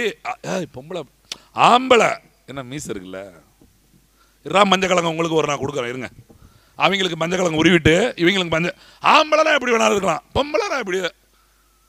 அதனால தான் 40 பாராளுமன்ற தேர்தலில் 40 சீட்டுக்கு 2 சீட்டு நிப்பாட்டினீங்க. போன தேர்தலில் மானங்கட்ட கேள்வி நானே கேட்டேன், இந்த தேர்தலில் 3 சீட்டு கொடுத்துட்டாங்க. ஏன்னா 2 பாவப்பட்ட பிள்ளைங்க, கனிமொழி தமிழச்சி தங்கப்பாண்டியன், சோத்துக்கு மறுநாள் சோத்துக்கு வழி இல்லாதவங்க. அந்த 2 பேர் கொடுத்தா உண்மையிலே இப்போ ஒரு இங்கே நம்ம தொகுதியில் இருந்துச்சுல டாக்டர் ராணி ஸ்ரீகுமார், அவங்க ஒரு பெண்ணுக்கு ஒரு வாய்ப்பு கொடுத்துட்டாங்க. 40 தொகுதியில் 3 பொம்பளை கொடுக்கறதுக்கே முக்க வேண்டியிருக்கு. இவங்க இங்கிருந்து மேலே பேசுறாங்க 33% இடஒதுக்கீடு பாராளுமன்றத்தில் எப்போது கொடுப்பீர்கள்? உங்க கட்சியில் எப்போ கொடுப்ப? நீ உங்க கட்சியில் கொடுத்துட்டுல கேட்கணும். ஏன்னா நீனே உன் வீட்டுக்குள்ள கொடுக்கறதில்ல, உங்க கட்சிக்குள்ள கொடுக்கறதில்ல, அப்புறம் ஊரா வீட்டுக்குள்ள போய் கேட்டுறான் கேட்கணும். டேய் நான் பேசுவேன், நாம் தமிழர் பேசுவோம், நாக்க புடுங்குற மாதிரி பேசுவோம். ஏன்னா 33 50% இடஒதுக்கீடு கொடுத்த ஒரே கட்சி நாம் தமிழர் கட்சி. நான் பல மேடையில் சொல்லியிருக்கேன், உடனே சொல்லிடுறேன், நீங்கள் தோக்கிற கட்சி, நீங்கள் தோக்கிறவங்க, அதனால தோக்கிற நானே கொடுக்குறேன், ஜெயிக்கிற நீ புடுங்கி கொடுக்க வேண்டியதானே, கொடு. நீ தான் ஜெயிப்பல்ல, மாறுதட்டல. 200க்கு 200. டே நீ 200ன்னு எங்களுக்கு தெரியும்டா, தெரியுமா இல்லையா உங்களுக்கு? படுற தேர்தலில் 200, நீ 200 வச்சு தான் ஜெயிச்சுக்கிட்டு இருக்கா ஒவ்வொரு தேர்தலையும். நீ 200 ரூபா ஓப்பின்னு எல்லாருக்கும் தெரியுமே. இதில் வெளிப்படையா நாங்கள் 200 ஜெயிச்சிருவோம். பார்ப்போம் இந்த தேர்தலில் நீ எவ்வளோ ஜெயிக்கணும்னு பார்க்கத்தானே போகிறேன். திமுகவோட அழிவு, நான் தான் சொல்லுவேன், திமுகவை அழிப்பதற்காக தொடங்கப்பட்ட கட்சியில் நாம் தமிழர் கட்சி. இங்கே இருக்கிற திராவிட தேசிய கட்சிகளை ஒழிப்பதற்காக தொடங்கப்பட்ட கட்சி நாம் தமிழர் கட்சி. ஏன்னா இங்கே இருக்க எவனுக்குமே எங்க திமுக பெருசு அதிமுக சிறுசு அதெல்லாம் கிடையாதுங்க. திமுகவும் அதிமுகவும் ஒன்று, காங்கிரஸும் பிஜேபியும் ஒன்று. இது அறியாத நம்ம வாயில மண், அவ்வளோதான். இவன் திமுக 3 எழுத்து, அவன் அதிமுக 4 எழுத்து. இவன் காங்கிரஸ் 5 எழுத்து, அவன் பிஜேபி 3 எழுத்து. எழுத்து தான் வித்தியாசம், மண்டெல்லாம் ஒன்று தான். அந்த வடிவில் ஒரு படத்தை சொல்லுவாங்க, மண்டை மலருக்கு கொண்டே மறக்க மறந்துட்டான். கொண்டை ஒன்று தான், மண்டை மாறி மாறி வரும். அது ஆம்பளங்க பொம்பளமா, இது வேட்டிமா கதருமா, இவன் காவிமா, எல்லாம் கலர் மாறும். ஆனால் நிறமெல்லாம் ஒன்று தான். அவன் எல்லாருமே ஒரே கொள்கை உடையவர்கள். யாராவது ஒருத்தர் சொல்லுங்க, டாஸ்மாக் வேணாம்னு சொல்லுங்க, கல்வி இலவசமாக கொடுத்துருன்னு சொல்லுங்க, மருத்துவத்தை உயர் மருத்துவத்தை கூட எல்லா மக்களுக்கும் கிடைப்பது போல சுகாதாரமான மருத்துவத்தை கொண்டு வந்து சேர்ப்ப கொடுக்க சொல்லுங்க. குடித நீரை முதல் விற்க மாட்டாங்க, குடிக்க தண்ணிங்க பூமியில இருந்து வர தண்ணி எவனாவது விற்பானாங்க, லூசு பேலா விற்பான் அப்படின்னு சொல்லுங்க பார்ப்போம். எவனா சொல்லுங்க, சொல்லவே மாட்டான். ஏன்னா நோக்கம் இல்லை, எல்லாம் பிஸ்னஸ். ஆனால் நாம் தமிழருக்கு கொள்கை இருக்குது, குடிநீரை இலவசமாக கொடுக்கணும், மருத்துவத்தை இலவசமாக கொடுக்கணும், கல்வி இலவசமாக, மற்ற எதுவுமே இலவசம் கிடையாது. படிப்பு, அந்த படிப்புக்கு ஏற்ற வேலை, வேலைக்கேற்ற ஊதியம், அந்த ஊதியத்தை கொண்டு கௌரவமிக்க வாழ்க்கை. அடுத்தடுத்த தலைமுறைக்கு என்ன செய்து வைக்கணும், அடுத்த தலைமுறையை பாதுகாப்பதற்கு என்ன செய்யணும், இந்த செய்யறாங்க பாருங்க. இந்த ரெட்டப்பாலத்து பக்கத்தில் அந்த போட்ட நடக்கிறதுக்கு போட்டிருக்காங்கல்ல, நாமளும் எம்பிட்டு பேசி பார்த்துட்டோம். இதுக்காக தனியாக ஆர்ப்பாட்டம் பண்ணிட்டோம். விஓ போய் பார்த்தாச்சு, ஆர்ஏ போய் பார்த்தாச்சு, தாசாரை போய் பார்த்தாச்சு, அப்புறம் எம்எல்ஏ பார்த்தாச்சு, எம்பியை பார்த்தாச்சு, எல்லாரையும் பார்த்தாச்சு, வீட்டுக்கு வந்தாச்சு. பாலத்தில் இருந்தால் கல்லையும் உடைக்க மாட்டேங்காங்க, ஒன்றும் பண்ண மாட்டேங்காங்க, சாகுற எண்ணிக்கையும் கூடிக்கிட்டே போகுது. இப்போ அதெல்லாம் கூட பிரச்சனை இல்லைங்க. யாரு காசுலடா போட்டிங்க அந்த பேவர் பிளாக்கை, அதையாவது சொல்லுங்கடா. எது எம்எல்ஏ கட்டா நயா இதில் போடலைங்க. அங்கே ஊராட்சி மன்றத்துக்கு இடத்துல நாங்கள் நயா பைசா தரலங்க. யூனியன் பாருங்கள் 2026 இப்போ சின்ன வரல எங்களுக்கு. எங்கள் தலையெழுத்தை பாருங்களேன், இவன் கூட கூட்டணி வைக்கிறதுக்காக கூட்டணி வைக்கலன்னு சொல்லிட்டு ஒவ்வொரு தேர்தலுக்கும் சின்னத்தை எழுத்து அடிச்சுக்கிட்டே இருக்காங்க. மெழுகுவத்தியில் போட்டிக்கிட்டோம் முதல்ல, அது காலியாக போச்சுட்டாங்க. சரி கரைஞ்சி போச்சு. அப்போ வேறு ஏதாவது விவசாயம் கண்டுபிடிச்சோம். என்னடா எதை கொடுத்தாலும் விவசாயம் இப்படி ஒரு பெரிய சின்னமாகி போச்சு, நாம் தமிழர் கட்சின்னு மறந்து போயெல்லாம் விவசாய கட்சி ஆகிட்டீங்க அப்படின்னு கேட்டாங்க. பதறிட்டாங்க. ஐயோ என்னடா உதயசூரிய மாதிரி ரெட்டலை மாதிரி விவசாயம்னு ஒன்று கண்டுபிடிச்சிட்டாங்க. அப்போ அதை பிடிங்கிட்டு என்னத்தை இப்போ கொடுத்தாங்க, மைக்குன்னு ஒன்று கொடுத்தாங்க. சரி அதை வச்சா அதையும் ஓட்டு குறைஞ்சிருன்னு பார்த்தா அங்கீகாரம் வாங்கிட்டாங்க. இப்போ அடுத்து நிரந்தர சின்னத்துக்கு வெயிட்டிங்கு. நாம் தமிழர் கட்சி நிரந்தர சின்னத்துக்கு இப்போ அப்ளை பண்ணியிருக்கு, அங்கே கொடுத்துருக்கோம். 2 மாதத்தில் வரப்போகுது. அதுக்கப்புறம் பாருங்கள், நாம் தமிழர் மொத்த வேட்பாளர் எங்கள் அண்ணன் கலா இருக்குவார். அதுலேயும் இந்த தேர்தலில் 234 வேட்பாளரில் 100க்கும் மேற்பட்ட வேட்பாளர் 25 வயசுலேருந்து 30 வயசுக்குட்பட்ட இளம் பிள்ளைங்களாக இறக்குறாரு. ஏன்னா எங்கள் அண்ணன் இப்போ இல்லை, 2016 சொன்னார், மேடையில் நிற்கிற மதிவானம் தான் வேட்பாளர் நினச்சிடாதீங்க, முன்னாடி இப்போ பேசி போனால அஸ்வின், அது மாதிரி 5ஆம் 6ஆம் படிக்கிறவங்களாம் வேட்பாளராக போகிறான்னு சொன்னார். அப்போ 5ஆம் 6ஆம் படித்தவங்க 2010 தொடங்கும் போது 5ஆம் 6ஆம் படித்தவன் இன்னைக்கு 25 வயசில் வந்து நிற்கிறான். கட்சி ஆரம்பிச்சு 15 வருஷம் ஆகிப்போச்சு. அவன் 10 வயசில் எங்கள் முன்னாடி உட்காந்தான். இப்போ 25 வயசு. இப்போ அவன் வேட்பாளர். என் தங்க அனீஸ் பாத்திமா, இந்த தங்க சகுந்தலாவெல்லாம் பரவாமல் இருக்கா. அவன் என்னடா இந்த பிள்ளை இப்போ அப்புறம் இப்படி தான் நிற்கும். என் தம்பி பேரறிவாளன் இந்த ஒருத்தர் நிற்க, முன்னாடி ஒருத்தன் உட்காந்துருக்க பாருங்க. இவெல்லாம் முருகானது ஆள் மாதிரியா இருக்கான்.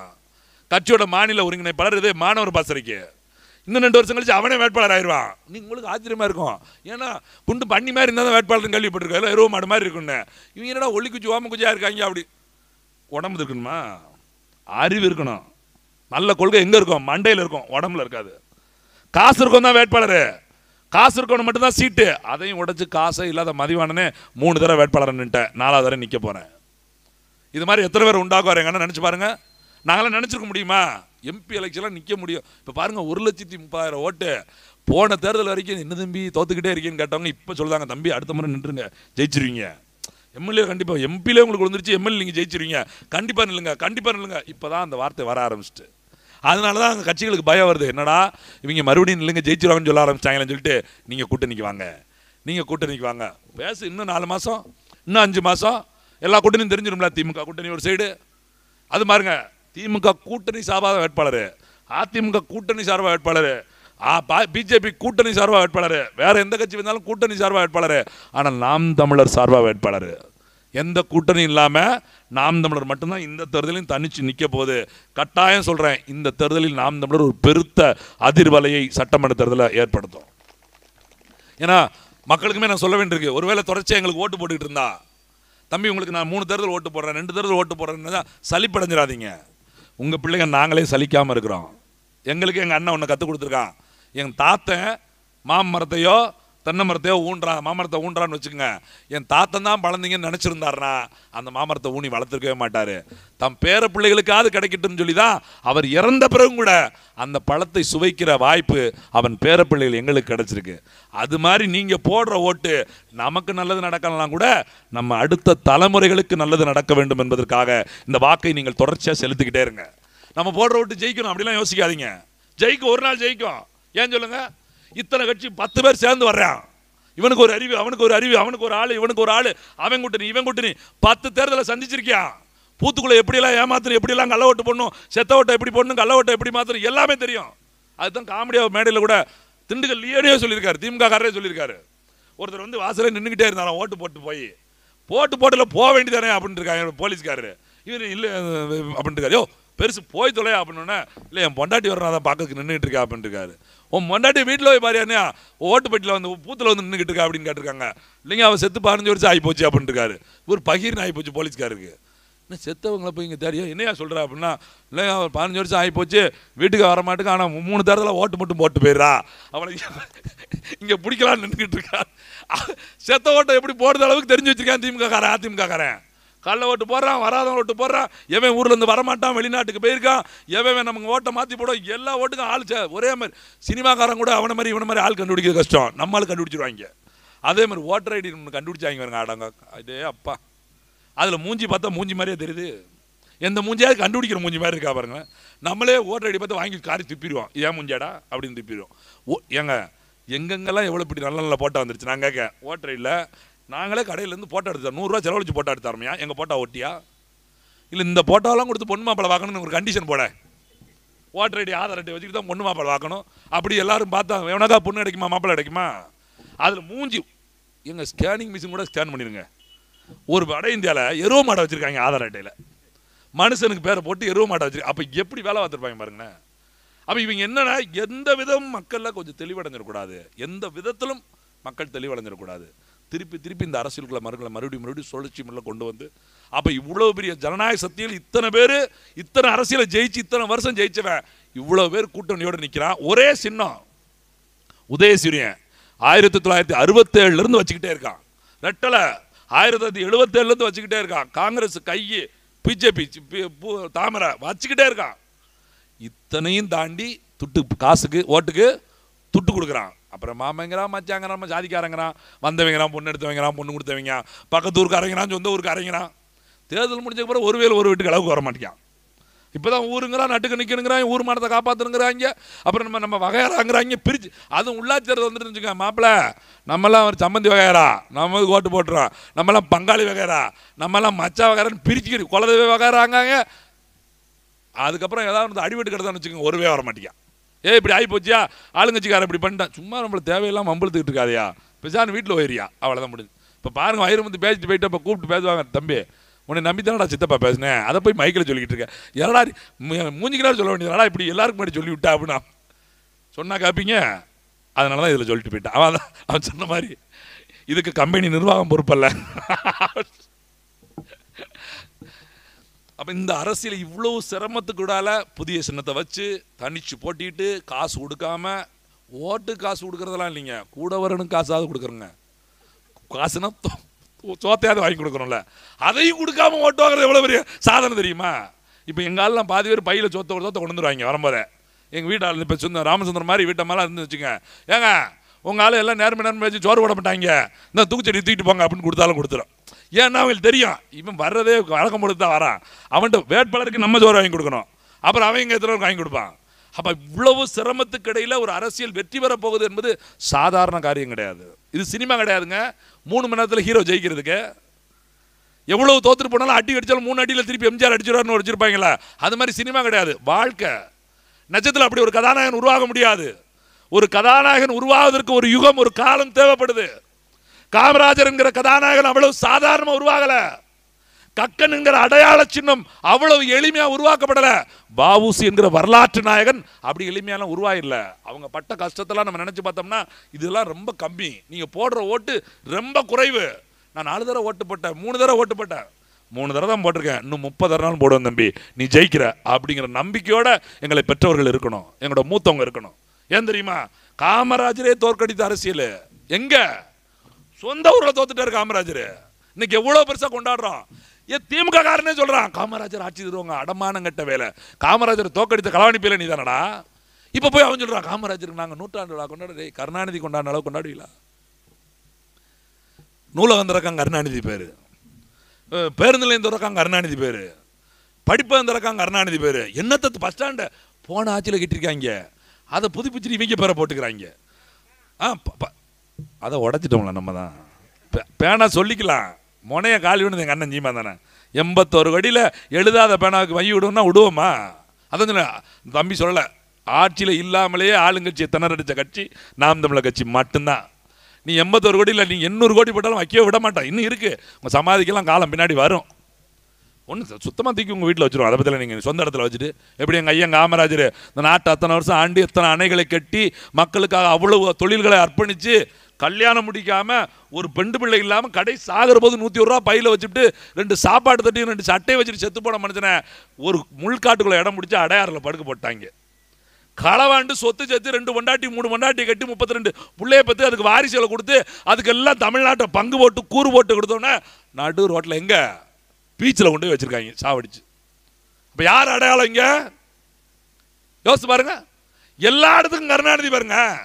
கக்கூஸ் கேட்டிருக்கான், கக்கன் பேரை வைக்கான், கழிவறை கருணாநிதி பேரை வை, டாஸ்மார்க் கருணாநிதி டாஸ்மார்க், கக்கூஸ் கருணாநிதி கக்கூஸ், அதுவும் காணா இதுவும் காணா, வையி கக்கூஸ் கருணாநிதி கக்கூஸ் வையே. நம்மளாம் கோவம் வரணுமுங்க, கோவம் வரணும்ல. கக்கன் எப்படிப்பட்ட பெரிய மகன்க. காமராஜர் ஆட்சி காலத்தில் காமராஜர் என்கிற பேர் இந்த வரை வர்றதுக்கு காரணம் கக்கனுங்க. முதலமைச்சர் பெரியாளா அடுத்த அமைச்சர் பெரியாளான்னு போட்டி போட்டாங்க. கக்கனு தன்னை விட சிறந்த அமைச்சர்களை தேர்ந்தெடுத்து வைத்திருந்தார் காமராஜர். 7 துறைக்கு 1 துறைக்கு இல்ல பொதுப்பணித்துறைக்கு, வீட்டு வசதி வாரியத்துறைக்கு, காவல்துறைக்கு அப்படின்னு சொல்லி 7 துறைக்கு அமைச்சராக இருந்தவர் கற்கனு.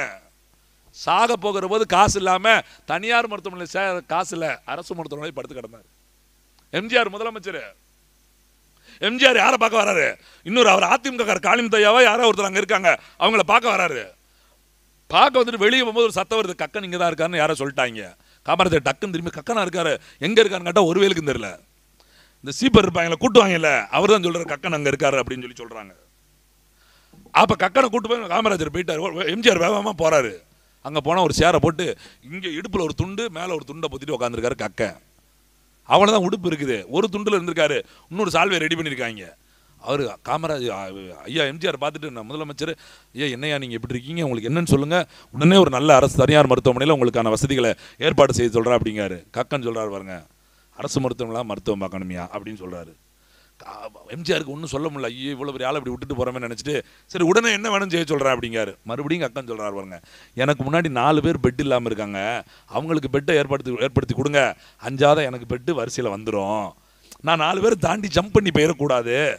எப்படி ஒரு அரசியல்வாதி பாருங்க, 7 துறைக்கு அமைச்சராக இருந்த ஒரு பெருமை.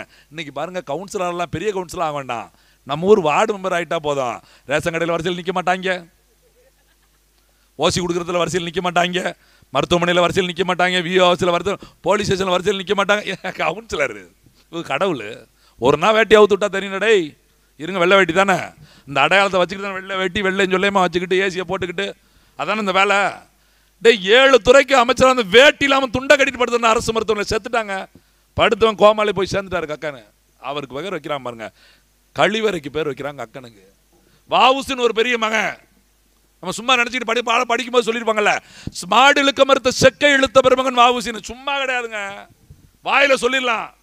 ஒரு பிராணி மாடை இழுக்க முடியல, அந்த செக்கை எப்படி இழுத்துருப்பான்னு நினைச்சு பாருங்க.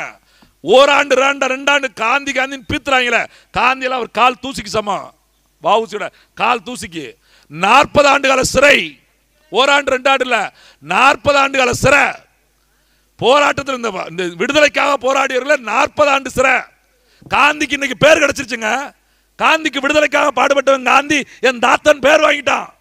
விடுதலை நாட்டில் முதல் பிரதமர் நேரு எங்க மாமன் பேர் வாங்கிட்டான். இன்னைக்கு வாவுசினா யாரும் தெரியுமா? வாவுசினா தெரியுமா? நினைச்சு பாருங்க. 40 ஆண்டு கால சிறையில் இருந்துட்டு வெளியே வர்றான், சொத்தை வித்து தன்னோட நண்பர்கள்ட்ட சொத்து வாங்கி சுதேசி கப்பல் 2 கப்பலை ஓட்டின பெருமங்க. வெளியே வர்றான், கூப்பிட ஆள். யாரு? வாவுசியோட கணக்கு பிள்ளை நிக்காரு வெளியே. அவர் வீட்டில் வராத கணக்கு பிள்ளை அவர் நிக்காரு. அவர் சொல்றாரு, நன்றி கெட்ட ஜென்மையா, உங்களை கூப்பிடுறதுக்கு யாருமே வரல அப்படின்னு சொன்னோன்னே வாவுசி சொன்னாரா, அதை வரணுங்கிறதுக்காக போராடணும், நாட்டுக்காக போராடணும் அப்படின்னாராம். அப்பதான் சுப்பிரமணிய சிவன் ஒருத்தர் இருக்கார் பாருங்க, தொழுநோயால பாதிக்கப்பட்டு சுப்பிரமணிய சிவன் மட்டும் உடம்பெல்லாம் கம்பளியை போத்துட்டு, என்ன பிள்ளைவாள் உங்களுக்குமா என்ன அடையாளம் தெரியல, நான் தான் சுப்பிரமணிய சிவன் வந்திருக்கேன்னு சொன்னாராம். பக்கத்தில் வராதிங்க, தொழுநோய் தொட்டவொன்னே ஒட்டிக்கிற தொழுநோயினோடனே ஓடி போய் வாவுசி கட்டி பிடிச்சாராம். அவருக்கு சிலை வைக்க இந்த விடுதலை பெற்ற நாட்டில் காங்கிரஸ் எத்தனை நாள் ஆட்சியில் இருந்துச்சு, காங்கிரஸ் கட்சிக்காரன் ஒருத்தங்க காசு தர மாட்டேன்ட்டான். ஒருத்தங்க காசு தரலங்க. அப்புறம் தனியா மக்களாக காசு விரட்டி அங்கே சிலை வச்சாங்க. மார்பல் துறைமுகத்தில் இருக்குல்ல வாவுசியோட மார்பல் ஹவுஸில், அந்த சிலை காங்கிரஸ் வச்சது கிடையாது. இன்னைக்கு பேசுவாங்க நாங்கள் தான் சிலை வச்சிடும், ஒரு மண்ணாங்கட்டியும் கிடையாது. அப்படியான ஆள்களாம் இன்னும் பேர் இல்லைங்க. அவங்க பேர் ஏதாவது துறைக்கு இருக்குதா? துறைமுகத்தில் அவர் பேர் தானே வச்சிருக்கணும். கல்விக்கண் திறந்த காமராஜர், பள்ளிக்கூடம் திறந்தாலே காமராஜர் பேர் தானே வச்சிருக்கணும். கக்கன் அந்த காவல்துறைக்கு இருந்திருக்கான், வீட்டு வசதி வாரியத்துறையில் நீங்க வீடு கட்டும் போதெல்லாம் கக்கன் பேர் தானே வச்சிருக்கணும். எப்படி எப்படியெல்லாம் வாழ்ந்தார்களோ அவர்களை போற்றி பாதுகாக்க வேண்டியது அரசு தானே. ஏதாவது பேர் வச்சிங்களா? அஞ்சுகம் அம்மாள் யாரு? அஞ்சுகம் அம்மாள் யாரு? கருணாநிதியை பெத்தெடுத்தார், அவ்வளவுதானே. கருணாநிதி நாட்டுக்கு முதலமைச்சர் ஆனதுனாலே அஞ்சுகம் கடவுள் ஆயிடுவாங்களா? பேருந்து நிலையத்துக்கு அஞ்சுகம்மாள் பேரு. யோசிச்சு பாருங்க. இந்த ராதா எங்க அப்பா எம்எல்ஏ இருக்காரா, சட்டமன்ற சபாநாயகர், அவர் ராதாபுரத்தில் அஞ்சுகம்மாளுக்கு சிலை. காமராஜர் அம்மா யாரும் தெரியுமா? கக்கனோட அம்மா யாரும் தெரியுமா? வாவுசியோட அம்மா யாரும் தெரியுமா? திருப்பூர் குமரன் அம்மா யாரும் தெரியுமா? சொல்லுங்க. சரி தெரியுமா? அப்பா அம்மா பேர் தெரியுமா? என் நாட்டின் விடுதலைக்காக சொத்து பத்தெல்லாம் வித்து உயிரை வித்தவனோட ஆத்தாப்பம் பேர் தெரியல. நாட்டை கொள்ளையடிச்சு வரும்போது திருட்டு ரயில் ஏறி வந்தா நான் சொல்லல, கருணாநிதிக்கு பாட்டிலே சொல்றாங்க, திருட்டு ரயில தான் ஏறி வந்தா வேற வழியில. அதுலயும் பசிக்கு பக்கத்தில் இருந்த பாட்டியோட கூடையிலிருந்து பழத்தை எடுத்து சாப்பிட்டாராம் கருணாநிதி. அப்படி வந்து டிக்கெட் இல்லாமல் அந்த கூட்டம் இன்னைக்கு எத்தனை ட்ரெயின் வாங்குற அளவுக்கு சொத்து பத்து இருக்கு தெரியுமா? நினைச்சு பாருங்க. திமுக காரங்க மனசாட்சியை கையில் வச்சு சொல்லுங்க. அப்ப என்ன அர்த்தம்? இது தெரிஞ்சு மறுபடியும் திமுக ஓட்டு போறாங்கன்னா என்ன அர்த்தம்? அவங்களுக்கு என்ன தேவைப்படுது? இங்க கிளை செயலாளர் இருந்தா எப்படியாவது 4 வருஷம் தாக்கு பிடிச்சிட்டா தேர்தலுக்கு வர்ற அமௌண்ட் நம்ம கைக்கு வந்துடும். ஓட்டுக்கு 500 ரூபா கொடுத்துனா 300 ரூபா கொடுத்துட்டு 200 ரூபா ஆட்டையை போட்டுடலாம். ஓட்டுக்கு 1000 ரூபா கொடுத்துனா 500 ரூபா கொடுத்துட்டு 500 ரூபா ஆட்டையை போட்டுடலாம். அப்ப கிளைக்கு வர நீங்க ஒரு கூட்டம் புத்தூர்ல கூட்டம் போட்டா கிளை செயலாளருக்கு ஒரு அமௌண்ட், அதுல ஒரு கட்டிங்க போட்டுடலாம். இங்கிருந்து ராஜபாளையத்தில் KK சார் வர்றாரு, இங்கிருந்து ஒரு வண்டியை கூட்டு வருதுன்னா அதுல ஒரு கட்டிங்க போட்டலாம். இப்படி எல்லா சுயலாபம். முதலமைச்சர் 1000 கோடி சம்பாதிக்காரு, அமைச்சர் 100 கோடி சம்பாதிக்காரு, MLA 50 கோடி சம்பாதிக்காரு, யூனியன் தலைவர் 10 கோடி சம்பாதிக்காரு, இங்க இருக்கக்கூடிய கவுன்சிலர் 10,000 சம்பாதிக்காரு, நம்ம 500 ரூபா சம்பாதிச்சுக்கிறோம், 10 ரூபாய் சம்பாதிச்சுக்கிறோம். அவன் உயரத்துக்கு தக்கன சம்பாதிக்க நினைக்கிறாங்க. அதனாலேயே இந்த அரசியலை களவாணித்தன அரசியலா கொண்டு போயிட்டே இருக்காங்க. இதெல்லாம் மாற்றி இது மக்களின் ஐயா காமராஜர் சொன்னது போல அரசியல் என்பது மக்களை வைத்து பிழைக்கல்ல, மக்களுக்காக உழைக்க, மக்களுக்கு சேவையாகிற தொண்டாகத்தான் இந்த அரசியல் இருக்கணும். அப்படிங்கிறதுக்காக நாம் தமிழர் கட்சி இந்த அரசியலை மறுபடியும் பண்ணிக்கிட்டே இருக்கிறோம். ஒரு மாற்று அரசியலை கொண்டு வந்து விட வேண்டும் என்பதற்காக தான் நாம் தமிழர் கட்சி இந்த இடத்துல மறுபடியும் ஒரு இடத்துல கூட்டம் போட்டுகிட்டே இருக்கோம். நான் மறுபடியும் ஒரு முறை சென்ற முறை வாக்களித்தது போலவே இந்த முறையும் யாரோ ஒருத்தர் நாம் தமிழர் கட்சியிலிருந்து ஒரு எங்கள் அக்காவோ இல்லை என் அண்ணன் ஒருத்தரோ ராஜபாளையம் சட்டமன்ற தொகுதியில் நிற்கலாம். போன முறை பாராளுமன்றத்துக்கு நான் நின்றிருந்தேன். இப்போ சட்டமன்றம் அப்படிங்கிற முறையில் நான் வாசல் நிற்கிறேன். இங்கே சட்டமன்றத்துக்கு ஒரு அக்காவோ அண்ணனும் நிற்பாங்க. அவர்கள் எந்த சின்னமாக இருந்தாலும் குடியவரில் நாம் தமிழர் கட்சியோட சின்னம் உங்கள் மனதில் வந்து சேரும். எங்கள் பிள்ளைங்க வந்து சேர்ப்பாங்க. எந்த டிவியில் போடலனாலும் எந்த இதில் காட்டலைனாலும் நாம் தமிழர் கட்சி போஸ்ட் அடித்தாது இல்லை வாயில் சொல்லியாவது அந்த சின்னத்தை உங்கள்கிட்ட கொண்டு வந்து சேர்ப்போம். அடுத்த தேர்தலுக்கு காத்திருந்து அந்த சின்னத்தில் நீங்கள் கண்டிப்பாக நாம் தமிழர் கட்சிக்கு நீங்கள் வாக்கு செலுத்தணும். ஏன்னா நம்ம செலுத்த போகிற வாக்கு என்பது நம்ம அடுத்த தலைமுறைகளுக்கான வாழ்க்கை என்பதை நீங்கள் உணர்ந்து கொள்ள வேண்டும். ஏன்னா எங்களோட மூத்தவங்க தான் கொஞ்சம் திருந்த வேண்டிய அவசியம் இருக்குது. ஏன்னா பழக்கப்பட்டவங்க பழகிட்டோம். தம்பி கருணாநிதிக்கே ஓட்டு போட்டு பழகிட்டோம், எம்ஜிஆருக்கே ஓட்டு போட்டு, ரெட்டலைக்கே ஓட்டு போட்டோம், தாமரைக்கே ஓட்டு போட்டோம். பழக்க தோஷம் மாற்ற முடியல. அங்கே போகும்போது உன்னை தான் நினச்சிக்கிட்டே போனேன், கை டொமுக்குன்னு உதவி சூழ்நிலை பட்டுருச்சு அப்படின்னு சொல்கிற ஆள்லாம் இருக்கீங்க. அந்த பழக்க தோஷத்தை மாற்றுங்க. நாம் பரம்பரையாக திமுக நம்ம ஒன்றும் அப்படியெல்லாம் பேர் வாங்கின பரம்பரையெல்லாம் இல்லை. சோத்துக்கே வழி இல்லாத பிச்சை எடுக்கிற பரம்பரையாக தான் இருக்கும். அதனால தான் ஓசிக்கு 10 ரூபா கொடுத்தா வாங்குகிறோம், ஓசியில் பசு விட்டா போகிறோம், மாதம் மாமனார் சீர்தொகை 1000 ரூபா கொடுத்தா வாங்குகிறோம். நாம் பரம்பரை நல்ல பரம்பரை இருந்தால் போட 1000 ரூபா பிசுக்கோத்துன்னு இருப்போம். ஓசியில் பசு எனக்கு சொல்லியிருப்போம். நாம் தான் எது கொடுத்தாலும் வாங்க தயாராக இருக்கோமே. அப்போ நம்ம பரம்பரை அப்படிப்பட்ட பரம்பரையாக தானே இருக்குது. அந்த ஒன்றா உண்டக்கட்டி வாங்கி தின்னாலும் அதை உருட்டி வாங்கி தின்ன பரம்பரை நம்ம பரம்பரை அவ்வளோதானே இருக்குது. இதில் பரம்பரையாக நம்ம திமுகவுக்கு அதிமுக வாக்கு அந்த பரம்பரை நல்லா இருக்கு. வாக்கை வாங்கி கொண்ட பரம்பரைகள் நல்லா இருக்கு. வாக்கு செலுத்திய நம்ம பரம்பரை என்ன ஆகி போச்சு? நல்ல கல்வி கிடைக்கல, நல்ல மருத்துவம் கிடைக்கல, படித்த பிள்ளைகளுக்கு வேலை வாய்ப்பு கிடைக்கல, எல்லாவற்றும் மேலே பெண்களுக்கான பாதுகாப்பு இல்லை. இந்த ஆண்டு மட்டும் பாருங்கள், இப்போ ஏப்ரல் முடிஞ்சிருச்சுன்னு நினைக்கிறேன், மார்ச் முடிகிற வரைக்கும் பார்த்தீங்கன்னா 145 போக்சோ வழக்கு. எது 145 போக்சோ வழக்கு. முந்தா நாள் நினைக்கிறேன், நான் வீட்டில் மதியானம் சாப்பிட்டுட்டு இருக்கேன்.